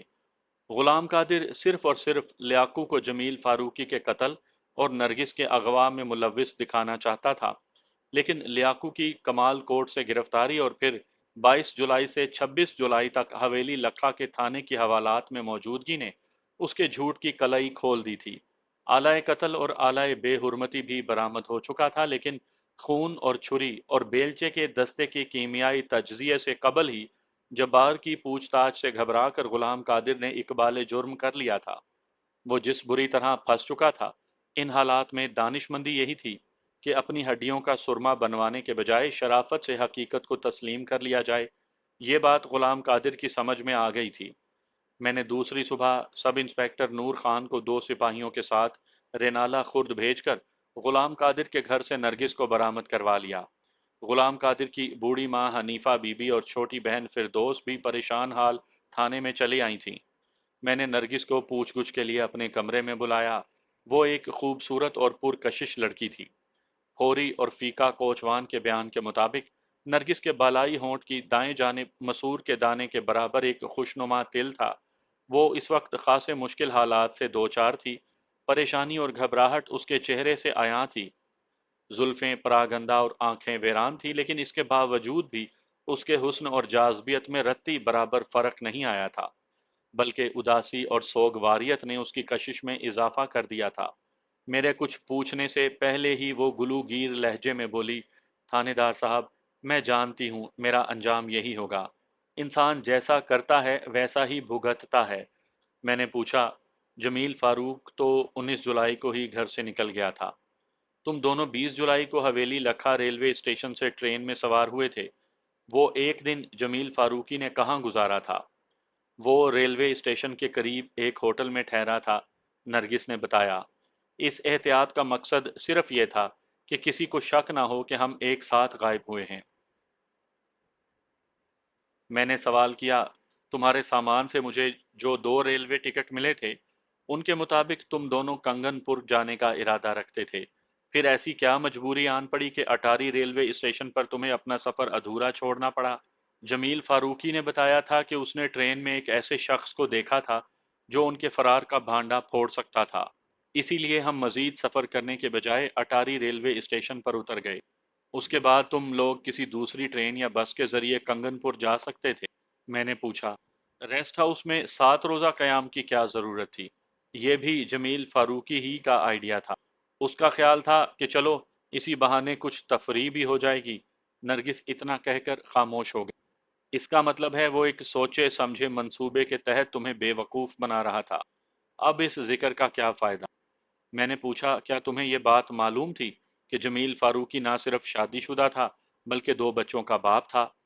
ये बात मुझे रेस्ट हाउस में पहुंचने के बाद पता चली थी, नरगिस ने जवाब दिया, क्योंकि बेख्याली में जमील के मुंह से एक ऐसी बात निकल गई थी कि उसकी पहली शादी के बारे में मुझे शक हो गया। मैंने उसे मजीद कुरेदा तो उसने किसी किस्म की पर्दापोशी के बजाय सब कुछ साफ साफ बता दिया। सब कुछ जान लेने के बाद तुम्हारा रवैया क्या था? मैं जमील के साथ इतनी दूर निकल आई थी कि वापसी का रास्ता मेरी निगाहों से ओझल था। वो बोली, अगर उस रात वो इखलाकी हदूद को फलांगने का मुतालबा ना करता तो उसको वो हादसा पेश ना आता। मैं उसे छोड़कर ना जाती बल्कि उसकी दूसरी बीवी की हैसियत से उसके साथ रहने को तरजीह देती, लेकिन वो निकाह से पहले। नरगिस ने जुमला अधूरा छोड़ दिया। मैं समझ गया कि कर्ब की किस कैफियत ने उसकी जबान पर कुफल डाल दिया था। मैंने कहा, जमील फारूकी एक फरेबी शख्स था। उसने तुम्हें जबरदस्त धोखा दिया था। धोखा उसने नहीं दिया, बल्कि मैंने धोखा खाया है। एक ही बात हुई ना? एक बात नहीं थानेदार साहब। अगर जमील फारूकी मुझे फरेब ना देता तो मैं किसी और से फरेब खाती। मैं उस जहन्नुम कदे से निकलना चाहती थी। जो भी मुखलिस हाथ आगे बढ़ता मैं उसे थाम लेती। बाद में उसका नतीजा चाहे कुछ भी निकलता मुझे परवाह नहीं थी। उस घर में जिंदगी गुजारना फरेब खाने से लाख दर्जे बदतर था। इस वक्त वो मुझे इंतहाई दुखी और मुसीबत ज़दा नजर आई। मैंने मोहब्बत आमेज़ हमदर्दी से उसे कुरेदना चाहा तो थोड़ी सी हिचकिचाहट के बाद उसने अपना छलनी कलेजा मेरे सामने रख दिया। उसकी अफसोसनाक कहानी ने मुझे बहुत मुतासिर किया। अपनी पुरअलम दास्तान के इख्तिताम पर वो अश्कबार लहजे में मुझे बता रही थी, थानेदार साहब, जहूर अहमद ने हम माँ बेटी को खरीदने के लिए जो रकम खर्च की थी, उसकी वसूली वो मुझसे चाहता था। वो ऐसी भूखी और हवसनाकी नज़र से मेरे सरापे को टटोलता था कि मैं रूह की गहराइयों तक कांप उठती थी। मैंने कहा, मुझे तो पता चला है कि जहूर अहमद तुम दोनों को कोठे से इस मकसद के तहत लाया था कि तुम और तुम्हारी माँ शरीफाना घरेलू जिंदगी गुजारें। मैंने भी यही सुना था, वो बोली, और इब्तदा में ज़हूर अहमद के रवैये से भी यही जाहिर होता था। लेकिन रफ्ता रफ्ता अल्फाज अपने मायनी खोने लगे और ज़हूर अहमद का असली चेहरा मेरी नज़रों में आ गया। मैं उस घर में ऐसी अजाबनाक जिंदगी गुजार रही थी कि अगर लियाकू बदमाश अपनी धमकी के मुताबिक मुझे उठा कर ले जाता तो शायद मैं मुजाहमत ना करती। क्या तुम्हारी माँ को ज़हूर अहमद के अज़ाइम की खबर है? मैं यकीनी तौर पर तो कुछ नहीं कह सकती, वो बोली, लेकिन उसके रवैये से जाहिर होता है कि वो इस सूरत हाल से बेखबर है। नरगिस की आंखों से टिप टिप आंसू गिरने लगे। वो हिचकी आमेज लहजे में सिसक उठी। थानेदार साहब, आप ऐसा केस बनाएं कि गुलाम कादिर की जगह मैं फांसी पर चढ़ जाऊं। सब कुछ आपके हाथों में है। आप जमील फारूकी के कत्ल का इल्ज़ाम मुझ पर डाल दें, मगर खुदा के वास्ते मुझे उस जहन्नुम में ना फेंकें। मैंने कहा, جرم جس نے کیا ہے سزا بھی وہی پائے گا۔ میں تم پر قتل کا جھوٹا مقدمہ کیسے بنا سکتا ہوں؟ آپ کچھ بھی کریں، وہ روحاں لہجے میں بولی، لیکن میں کسی بھی قیمت پر واپس نہیں جاؤں گی۔ میں اپنی جان دے دوں گی مگر اس گھر میں قدم نہیں رکھوں گی جہاں ظہور احمد جیسا بھیڑیا صبح شام مجھ پر دانت تیز کرتا ہو۔ جمیل فاروقی کا قتل غلام قادر کے ہاتھوں ہوا تھا، لیکن وہ سب کچھ اس نے بلا ارادہ اور ایک غیر اختیاری جذبے کے تحت کیا تھا۔ میری نظر میں اس کا جرم اتنا سنگین نہیں تھا کہ اسے پھانسی پر لٹکا دیا جاتا۔ ایک بے بس لڑکی کی عزت بچانے کے لیے اس نے نادانستگی میں ایک شخص کی جان لی تھی۔ تاہم یہ بھی ممکن نہیں تھا کہ میں اسے بالکل ہی نظر انداز کر دیتا۔ اس نے بعد ازاں کنگ سائز چھری کی مدد سے جمیل فاروقی کی لاش کا جو حشر کیا تھا وہ ناقابل معافی تھا۔ میں نے ان حقائق کو مد نظر رکھتے ہوئے ایک متوازن اور مبنی بر انصاف چالان تیار کیا اور غلام قادر کو حوالہ عدالت کر دیا۔ حویلی لکھا کے تھانہ انچارج رائے نواز کھرل سے باہمی مشاورت کے بعد نرگس کے بارے میں جو فیصلہ کیا گیا وہ میں آپ کو نہیں بتاؤں گا۔ ذہین سامعین اندازہ لگانے کی کوشش کریں۔ یہ بات ذہن میں رہے کہ نرگس کو اس کی خواہش کے مطابق واپس ظہور احمد کے گھر نہیں بھیجا گیا تھا۔